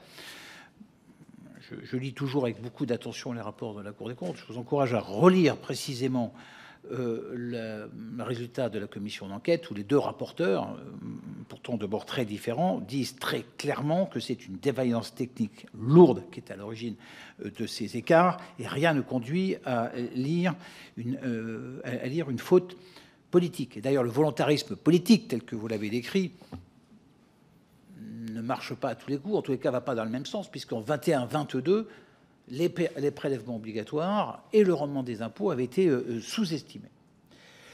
Sur votre avis, il témoigne de la gravité de la situation, avec un déficit de 5,8% du PIB en 2024 et une dette qui franchit le seuil des 113%, une dynamique des dépenses qui reste soutenue malgré la fin des mesures exceptionnelles. Le diagnostic est clair, nous le partageons, c'est le sens de la réunion de hier tenue par le Premier ministre. La France doit rétablir impérativement, c'est vos mots, ses finances publiques sous peine de compromettre sa capacité à agir sur les priorités collectives. Le gouvernement a engagé un plan structurel à moyen terme ambitieux, validé au niveau européen en janvier dernier, prévoit une réduction du déficit structurel primaire de 0,9 points du PIB dès 2026, puis 0,7 points par an, en maîtrisant strictement les dépenses de l'État et en abaissant ses prévisions de croissance et de recettes pour renforcer la sincérité budgétaire. Ces efforts ont été reconnus et salués par le Haut Conseil. Mais vous l'avez également dit, cet effort ne pourra porter ses fruits que si l'ensemble des administrations publiques sont concernées. Quand on regarde sur les 5 dernières années, les dépenses des collectivités territoriales ont augmenté de 25%, celles de la Sécu de 20% et celles de l'État de 10%. Quelle est la clé est-ce que vous avez une idée du poids respectif porté par les trois pans de l'administration publique sur l'effort qui est demandé sur les prochaines années? Est-ce que vous avez une idée de l'effort respectif qui doit être demandé aux collectivités, à la Sécu et à l'État? Merci. Merci, monsieur le député. Vous savez, je n'ai jamais, je dis bien jamais, parlé de faute politique. Je connais trop l'exercice de gouverner, sa difficulté, l'engagement de ceux qui s'y consacrent pour utiliser ce genre de mots. Et si je le faisais un jour, ce serait vraiment que j'estimerais qu'il y a une défaillance personnelle, volontaire. Et c'est là où la sincérité peut être agitée. Mon avis était plus systémique. Je n'ai pas malheureusement pu lire dans le détail le rapport qui est paru hier soir. Je le ferai, parce que c'est un sujet qui m'intéresse au premier chef. J'ai cru noter quand même qu'il y avait, entre les rapporteurs, sur la responsabilité respective de l'administration et du politique, des regards un tout petit peu différents. Je crois l'avoir vu. Je pense pour ma part qu'il y a une dialectique entre les deux, et c'est la raison pour laquelle je propose l'intervention d'un tiers. Parce que les tentations du politique, parce que les contraintes de l'administration peuvent entraîner quelque chose de procyclique ou de proactif qui entraîne. J'ai peine à penser, je vous le dis franchement, ayant été dans diverses fonctions, qu'on peut tout mettre sur le dos de l'administration, qu'on peut tout mettre sur le dos du politique. Fatalement, la responsabilité est partagée par une entité qui est le ministère de l'économie et des finances. C'est pour ça que ma réflexion est plus systémique en réalité. Je ne participe à aucun procès. Je n'en veux à personne. Je n'ai aucune forme de règlement de compte à l'égard de quiconque, a fortiori à l'égard d'un successeur. Il y a trop souvent, on dit, mes successeurs sont des crétins et mes prédécesseurs sont des imbéciles. Je n'ai jamais cédé à ça parce que je sais que c'est systématiquement faux, en vérité. Bon.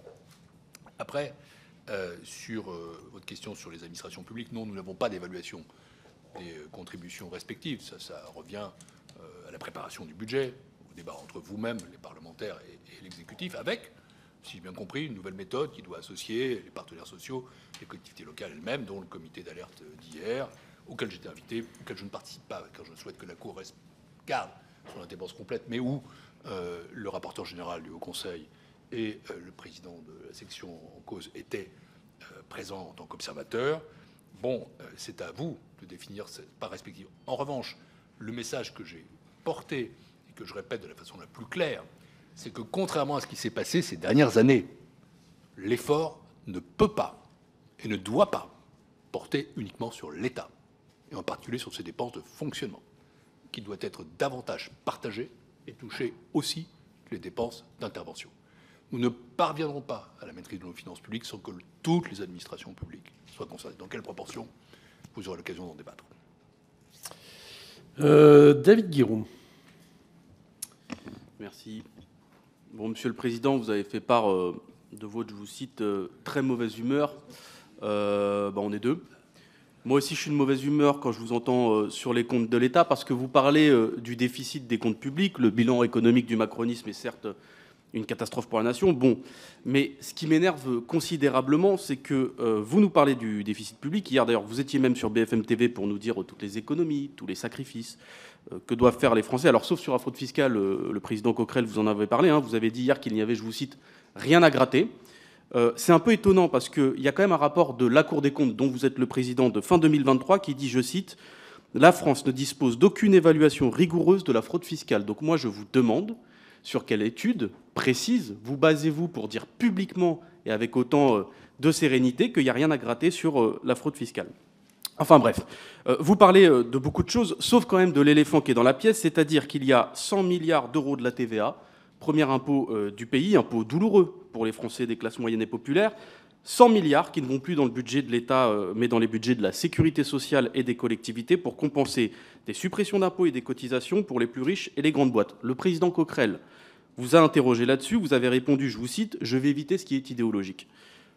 Moi, pardon, vous n'êtes pas gêné hier sur BFM pour parler du fait qu'il fallait réduire le coût des transports médicaux ou de passer aux médicaments génériques. Donc sur le budget de l'État, vous pouvez dire qu'il faut, par exemple, je vous cite, mettre le paquet sur les 2 milliards de la fraude sociale, mais sur les 100 milliards d'euros de TVA détournés du budget de l'État, vous avez, on dirait, plus rien à dire.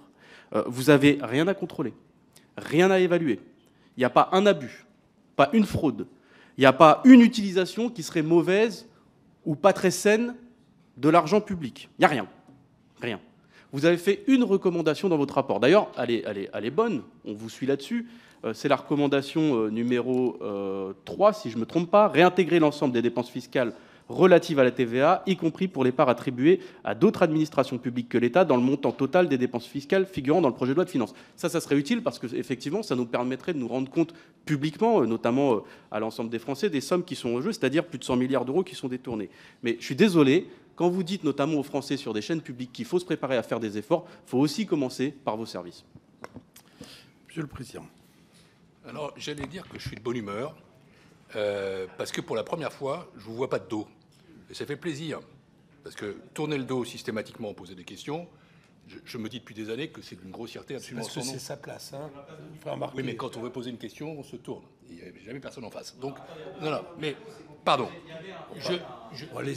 Mais c'est parce que vous vouliez aussi vous faire enregistrer. Allez, mais venons aux vraies réponses. Je donnais à M. Guiraud un motif de très bonne humeur de ma part. Je suis content de le voir en face, parce que quand on me contredit ou m'interroge, je préfère avoir un interlocuteur plutôt que quelqu'un qui me tourne le dos. David Guiraud se cache pas en général pour poser des questions. Allez-y. Mais non, mais les questions sont là. Après, je suis d'un peu moins mauvaise humeur. Je ne vais pas reprendre disant qu'il faut mettre de l'ordre dans nos services. Je crois vraiment qu'il faut apprendre, quelle que soit la sensibilité politique, à respecter les institutions indépendantes de ce pays. Quand je parlais des dépenses d'assurance maladie, c'est parce que je m'appuyais très précisément sur un rapport qui aurait été rendu public lundi. Des rapports de la Cour des comptes sur tous ces sujets, il y en a. J'ai dit moi-même que nous avions en cours de préparation un rapport sur la lutte contre la fraude fiscale qui sortirait fin 2025. Et je peux corriger mon propre propos. Il était sûrement un peu rapide. Ce que je voulais dire, c'est qu'il est fantasmatique de s'imaginer qu'on va réduire les déficits en allant combattre uniquement la fraude fiscale, que beaucoup a été fait en la matière. Je voulais surtout souligner qu'en matière de fraude sociale, nous étions très très loin d'avoir la même performance. Je ne peux que vous inviter à lire les rapports de la Cour des comptes. Ils ne sont pas la vérité. Vous savez, moi je sais qu'un rapport, c'est toujours réfutable. Ils ont un avantage. C'est pour ça qu'ils devraient être respectés au-delà de telle ou telle personne. Et celle du Premier Président, en l'occurrence, n'est que le porte-parole de l'institution, parce qu'à chaque fois, ce sont des travaux objectifs qui reposent sur des faits, des chiffres, et qui procède d'une collégialité qui est faite d'hommes et de femmes dont je peux vous assurer qu'ils ont des sensibilités politiques, des regards sur le monde qui sont extrêmement différents. C'est ce qui fait tout le sel de cette maison. Et j'entends que cela soit respecté, tout simplement. Pardon ? Sur la TVA, nous nous sommes exprimés à plusieurs reprises. Il y a des rapports du CPO en la matière. Et j'ai dit moi-même que nous avions fait l'an dernier état d'optimisme des prévisions en la matière. Et que par ailleurs, nous avions à plusieurs reprises, notamment dans le rapport du CPO, critiqué le fait que la TVA était de plus en plus déconnectée des ressources et des recettes de l'État. Je vous invite à regarder le rapport très intéressant qui a été fait par le Conseil des prélèvements obligatoires à ce sujet l'année dernière. Voilà, je suis bien content que vous ayez fait cette réponse. C'est pas idéologique, comme quoi on peut parler des recettes aussi. Christine Pires-Beaune pour le groupe socialiste. Non, elle n'est pas là, si ? Ici. Non. Allô ? Il y a quelqu'un. Oui, bonjour. Christine Pires-Beaune ? Oui, vous m'entendez ? Oui. Peut-être un peu loin, je suis désolée, les conditions sont pas top en visio. Non, on vous entend bien, on vous entend bien. Ok, merci Monsieur le Président. Merci Monsieur le Vice-président, Premier Vice-président. Sur l'élaboration des prévisions, un des défauts selon moi tient au fait que les deux documents, à savoir la loi de programmation et le PSMT, les deux documents prospectifs ne comportent pas de prévisions par catégorie d'acteurs, et notamment des collectivités locales. À aucun moment de l'élaboration de ces trajectoires pluriannuelles, l'avis des collectivités obligatoires n'est obligatoire. Que pensez-vous de le rendre obligatoire? C'est ma première question. Vous dire aussi que les conditions ne sont pas optimum pour cette commission des finances parce que les documents nous sont parvenus très très tardivement et personnellement, je n'ai pas eu le temps de les lire, ce que je ferai ultérieurement. Donc voilà, vous avez disposé de 6 jours, on a disposé de quelques heures, donc en conséquence, bien sûr, donc c'est pas facile. Deuxième question, vous avez évoqué avec force, je dirais, les efforts et les réformes structurelles pour tenir la trajectoire. C'est en effet préférable à la tronçonneuse ou au coup de rabot. Mais en parallèle, ne devrait-on pas faire des réformes structurelles en matière fiscale? Je m'explique. Par exemple, la recette égale, faire davantage peser les recettes sur l'héritage et les hauts patrimoines plutôt que sur le travail. Ne devrait-on pas travailler là-dessus? Une reconfiguration structurelle de l'impôt est plus efficace, selon moi, qu'une taxe exceptionnelle de temps à autre. Par ailleurs, plutôt que d'envisager l'augmentation de certains taux d'impôt, ne vaut-il pas mieux envisager la fin de certaines niches fiscales, notamment inefficientes, et plusieurs rapports, dont certains de la Cour des comptes, en pointent quelques-unes? Je vous remercie. Merci, Madame la députée.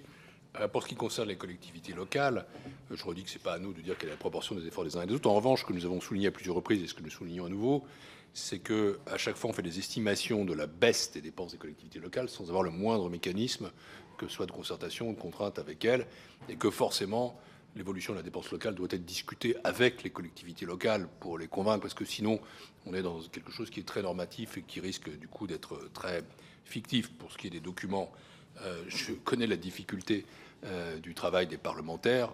Je vous informe de la difficulté du travail du Haut Conseil. Je pense vraiment qu'en l'occurrence, l'information, sa qualité, sa transparence, sa circulation, c'est un élément fondamental.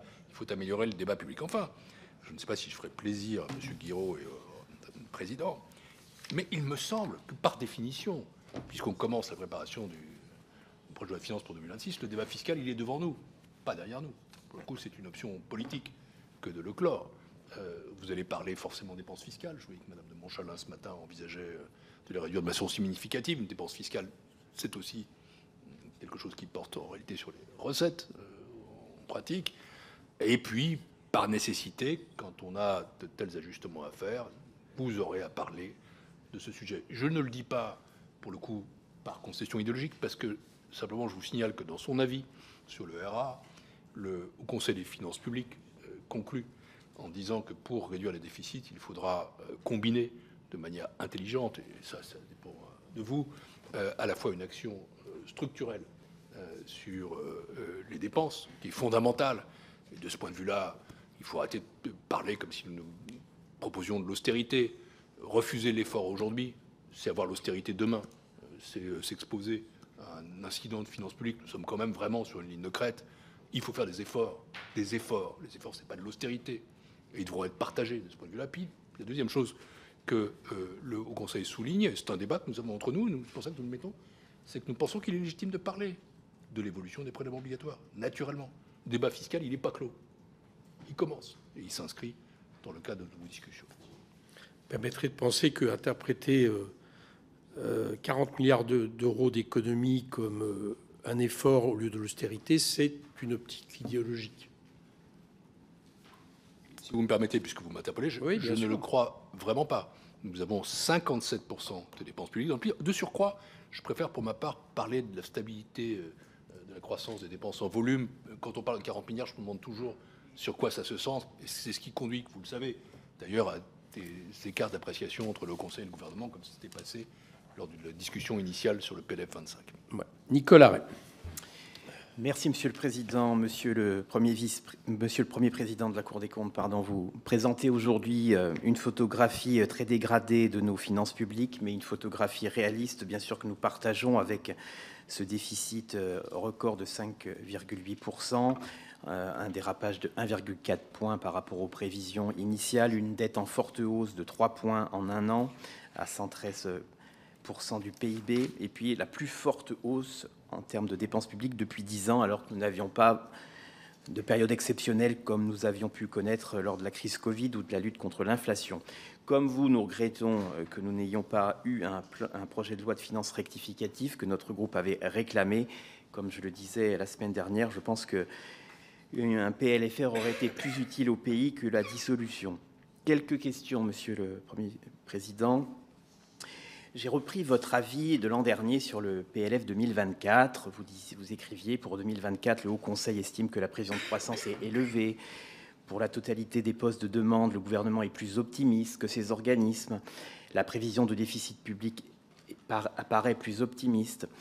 Alors je sais bien qu'en langage Cour des comptes, c'était déjà des propos assez courageux, mais est-ce que vous ne croyez pas que ces formulations mériteraient d'être peut-être plus directes, moins balancées, notamment pour le grand public, et qu'elles auraient un impact plus fort pour alerter sur la situation des finances publiques?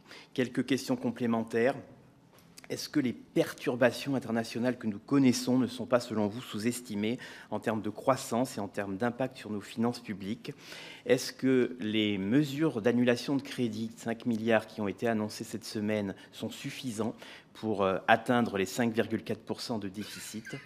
Et puis pour l'avenir, pour la résorption et l'amélioration de notre trajectoire, quelle est selon vous la juste répartition de l'effort qu'il faut faire entre les trois sphères, État, collectivités territoriales et sphère sociale? Et pour les collectivités territoriales, quel est le moyen pour l'État de mieux piloter, effectivement, en concert avec les élus, bien sûr, nos comptes locaux? Et on reparle de contractualisation. Est-ce que vous pensez que c'est le bon outil pour cela? Je vous remercie. Monsieur le député, je suis conscient que nos formulations sont balancées.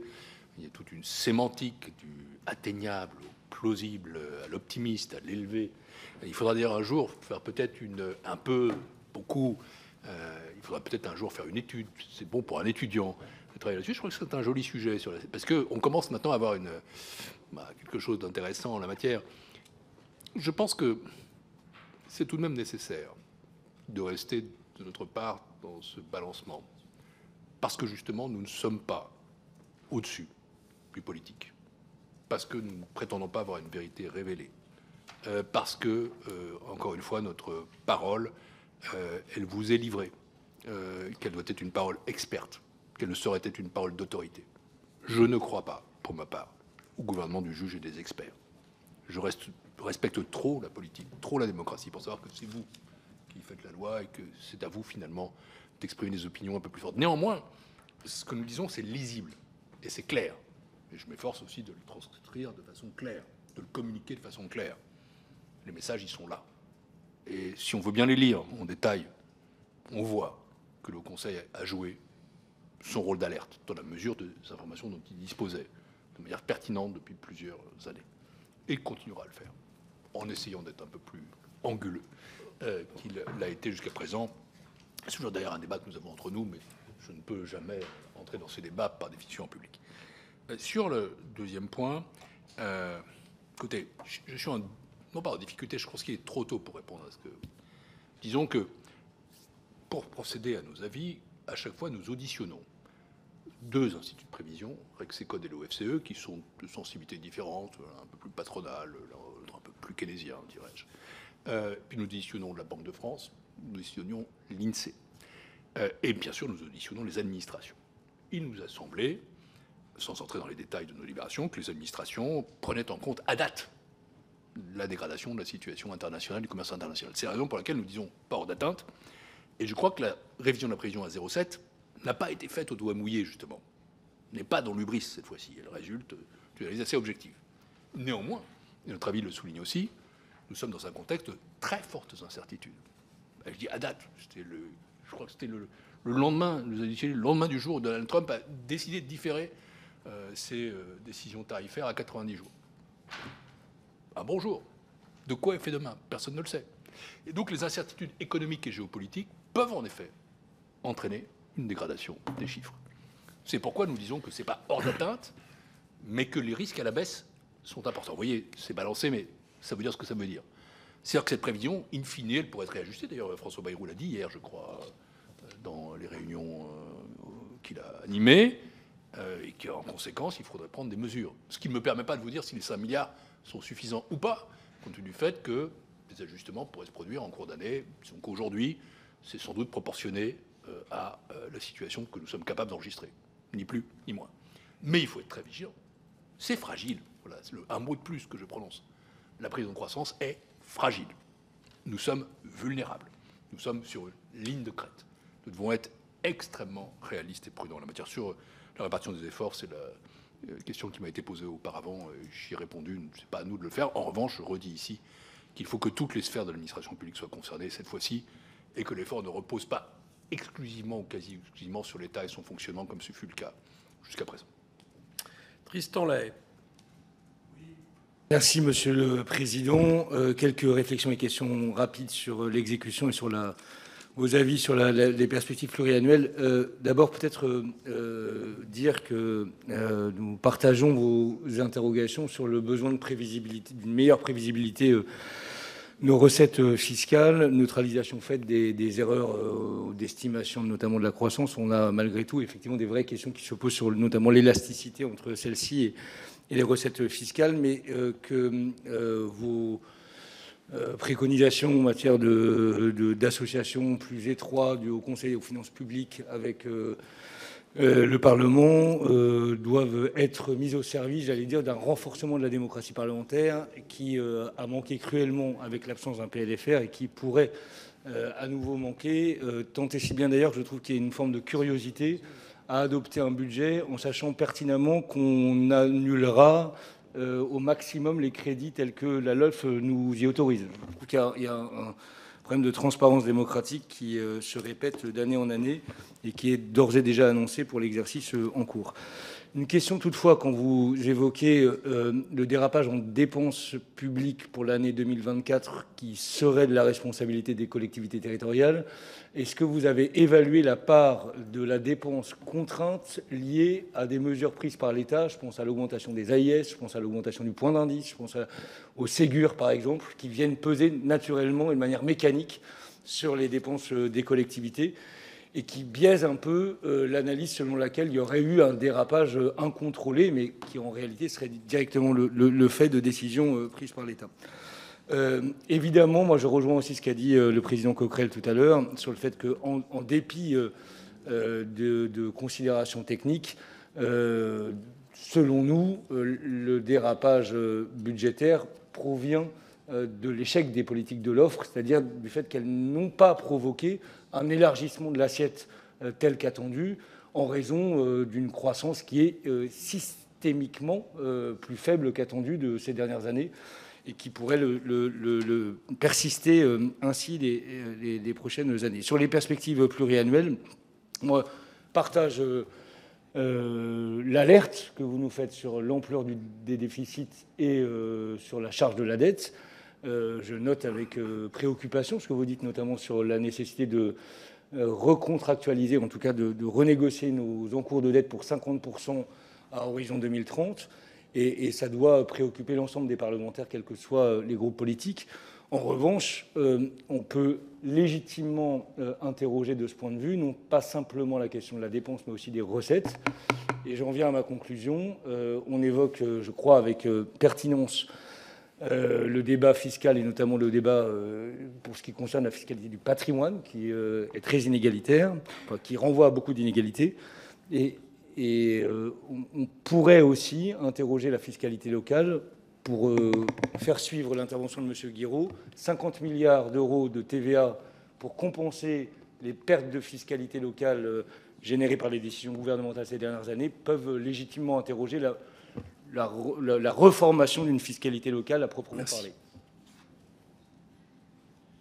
Merci, monsieur le député. Je ne vais pas faire de commentaires sur certaines questions qui sont d'essence politique et qui vous appartiennent.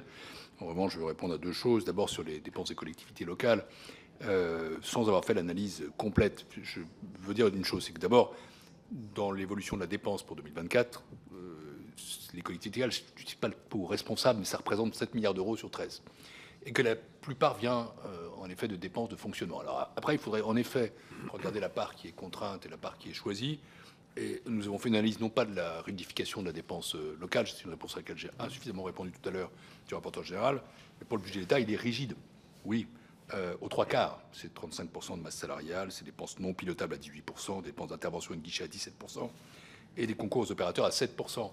Ce qui veut dire qu'en effet, ça peut se transférer en partie sur les collectivités locales. Ce n'est pas une question de responsabilité, c'est que forcément, il faut réfléchir collectivement à la manière dont on maîtrise la dépense locale. Je trouve qu'il y a une attitude qui n'est pas juste, c'est de dire que les collectivités locales n'y sont pour rien, parce qu'elles investissent là en plus, c'est du fonctionnement. Ça ne signifie pas pour autant que c'est d'un coup de baguette magique qu'on peut le résoudre, mais il faut y travailler ensemble. Sinon, nous regardons ça d'un point de vue macro-financier. Les chiffres qu'on nous donne, ils sont purement normatifs, puisqu'en réalité, ils sont jetés en l'air, et il n'y a pas les moyens de les faire suivre des faits. Sur la politique de l'offre, je ne peux pas faire de commentaires, naturellement, je ne dis pas de commentaires politiques. En revanche, il y a une chose que je crois pouvoir dire, c'est qu'on voit tout de même que la croissance potentielle s'est plutôt tassée au fil des ans, que les prévisions de croissance potentielle étaient de 1,3, 1,35 il y a quelques années, qu'aujourd'hui, nous estimons qu'elles sont plus réalistes à 1,2% et à 1% en 2029, ce qui signifie qu'en effet, nous n'avons malheureusement pas transformé la France en tigre asiatique. Jean-Paul Mattei. Oui, merci Monsieur le Président, merci Monsieur le Premier Président. Merci d'ailleurs pour votre sincérité et je trouve que ce matin, excusez-moi l'expression, vous avez été particulièrement cash et je trouve que c'est bien qu'on ait ce discours de vérité qui nous fait prendre conscience, mais depuis pas mal de temps, sur la situation de notre pays. Vous avez évoqué les conséquences de la dissolution. Je ne vous ai pas entendu, je n'ai pas vu si vous aviez également examiné les conséquences de la motion de censure, et notamment par le fait qu'on n'a pas pu adopter un PLF en 2024, mais qui a été adopté en 2025, et avec les effets ou pas rétroactifs des mesures, par exemple sur la contribution différentielle. C'était une interrogation. Ensuite, vous avez dit dans vos analyses l'étonnement par rapport à certaines recettes en moins, et bon, fort étonnement en matière d'impôt sur les sociétés, plus de 14 milliards de décrochage par rapport à ce qui était prévu. Et dans cette commission, on a essayé de regarder, et lors de la commission d'enquête, les moyens qu'a Bercy pour évaluer les recettes d'IS, et notamment la technique de l'excédent brut d'exploitation. Hier encore, le rapporteur général l'évoquait. On peut considérer que cette méthode est assez décalée par rapport, je dirais, au monde de l'entreprise, puisqu'on sait bien que le BE, ce n'est pas forcément une valeur tout à fait fiable. On a quand même des éléments d'éléments autres, notamment les résultats financiers et autres, quand on analyse un compte de résultats. Et savoir quelles seraient pour vous les pistes qui permettraient d'avoir une meilleure fiabilité quant aux recettes fiscales. Vous avez évoqué, vous l'avez évoqué à l'instant, des prélèvements peut-être complémentaires. Quelles seraient pour vous, et je ne sais pas si vous allez pouvoir me répondre, mais les pistes des prélèvements complémentaires qui pourraient être mis en place sans pour autant briser la croissance? Il vaut mieux, en quelque sorte, se pencher sur des prélèvements qui seraient des mesures de justice fiscale, mais qui ne briseraient pas la croissance de nos entreprises. Quelles seraient les pistes que l'on pourrait utiliser dans le cadre donc, de nos travaux parlementaires? Ensuite, juste une dernière question sur les mesures qui ont des caractères limités dans le temps. Est-ce que vous n'avez pas constaté qu'il y avait des formes d'évitement lorsqu'on limite dans le temps certaines mesures fiscales et recettes fiscales? Je prends deux exemples du PLF de cette année. La contribution différentielle d'1 an, il serait question de la proroger, et puis la contribution des grandes entreprises. Est-ce que cette limitation dans le temps n'a pas un effet pervers de manière d'évitement d'attendre que le temps passe pour avoir de meilleures conditions fiscales? Voilà mes questions. Merci, monsieur le député. Je ne peux là encore pas répondre à toutes vos questions, parce que certaines sont en réalité très spéculatives et sont bien au-delà du rôle que je peux avoir. Je veux dire simplement une chose sur la dissolution et sur la motion de censure. Alors, sur la dissolution, si je l'ai évoqué, si je me suis permis de l'évoquer, c'est parce que là, on mesure un impact très fort sur quelque chose de très concret, qui est très important pour nous, c'est sur les taux d'intérêt.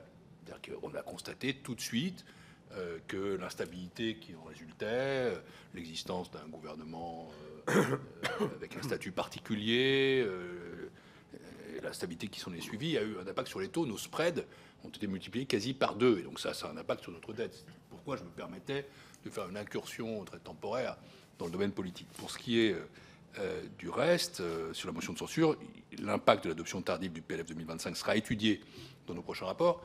Il y a en tout cas une chose qui est très simple, c'est que le PLF 25 finalement adopté n'est pas le même que le PLF qui a été initialement proposé. Le premier était à 5%, le deuxième est à 5,4%. Je n'ai pas à juger. La seule chose que je peux dire, c'est une de la palissade, c'est que pour faire 4,6, quand on part de 5,4, c'est plus compliqué que quand on part de 5%. Mais ce n'est pas un jugement de valeur. C'est un simple constat maternel, presque. Mon fils, qui est en CP, pourrait le faire. Il me donnerait des leçons. Pour ce qui est des impôts, il y a un travail à faire sur le 5e acompte de l'IS, interroger les entreprises pour ajuster le montant et connaître plus tôt le dit montant des rendements. Et ça, je crois que c'est envisagé. C'est bien, parce que l'année dernière, il s'est passé quelque chose. On a perdu le contact avec les boîtes. En fait, il y a eu un impact absolument dramatique. Après, c'est à vous, mesdames et messieurs les députés, d'examiner les différentes mesures fiscales. La seule chose que j'ai voulu dire tout à l'heure, c'est que je ne croyais pas en toute sincérité que le débat fiscal soit prohibé ou soit derrière nous. Il est devant. Avec une préoccupation que vous avez exprimée, que je partage totalement, monsieur le député, parce qu'elle est générale dans nos travaux. On ne peut pas se permettre de casser la croissance. Il ne faut pas casser la croissance. Parce que si on perd de ce côté-là, alors, pour le coup, ce qui est fragile, vulnérable sur la ligne de crête, verse dans le fossé. Est-ce qu'il y a des questions supplémentaires parmi les personnes qui n'ont pas parlé en visio? Moi, je veux bien rapidement. Monsieur Lecoq. C'est ça? Oui. D'accord. Allez-y. Je sais pas, vous m'entendez? Oui, oui, oui. Oui, je voulais relancer très rapidement sur ce que vous avez dit, monsieur le Premier Président, sur BFM TV hier et sur la question de la fraude sociale et fiscale, parce que je pense que c'est pas là un détail. Vous avez dit que lutter contre la fraude sociale, sur la fraude fiscale, il n'y avait pas des masses à gratter et que l'enjeu était sur la fraude sociale. D'abord, sur la fraude fiscale, je voulais vous interroger sur ce qu'a évoqué le président Coquerel, sur la question de l'optimisation grise, à savoir la délocalisation des profits, et donc à combien, vous d'une part, vous êtes capable d'évaluer, de quantifier ce que ça pourrait représenter, et sur l'opportunité de la mise en place d'une taxe type Zuckman pour aller fiscalisés en France, les profits qui sont réalisés en France.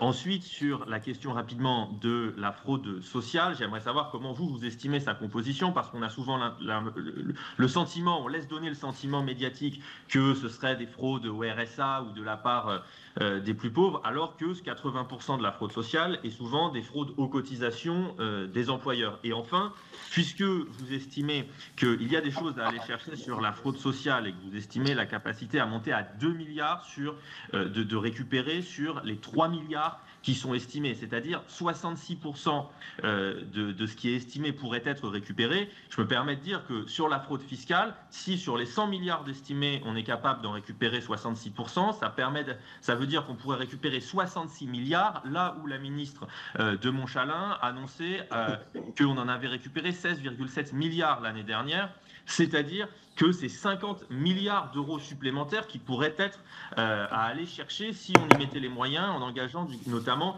du côté de la DGFiP. Donc dire que sur la fraude fiscale, il n'y a pas grand-chose à gratter par rapport à la fraude sociale, alors que d'un côté, il s'agit d'aller récupérer 1,5 milliard de plus, alors que de l'autre, c'est 50 milliards qui pourraient être en jeu. Quand on cherche 40 milliards pour le budget, j'ai un peu du mal à comprendre. Je vous remercie.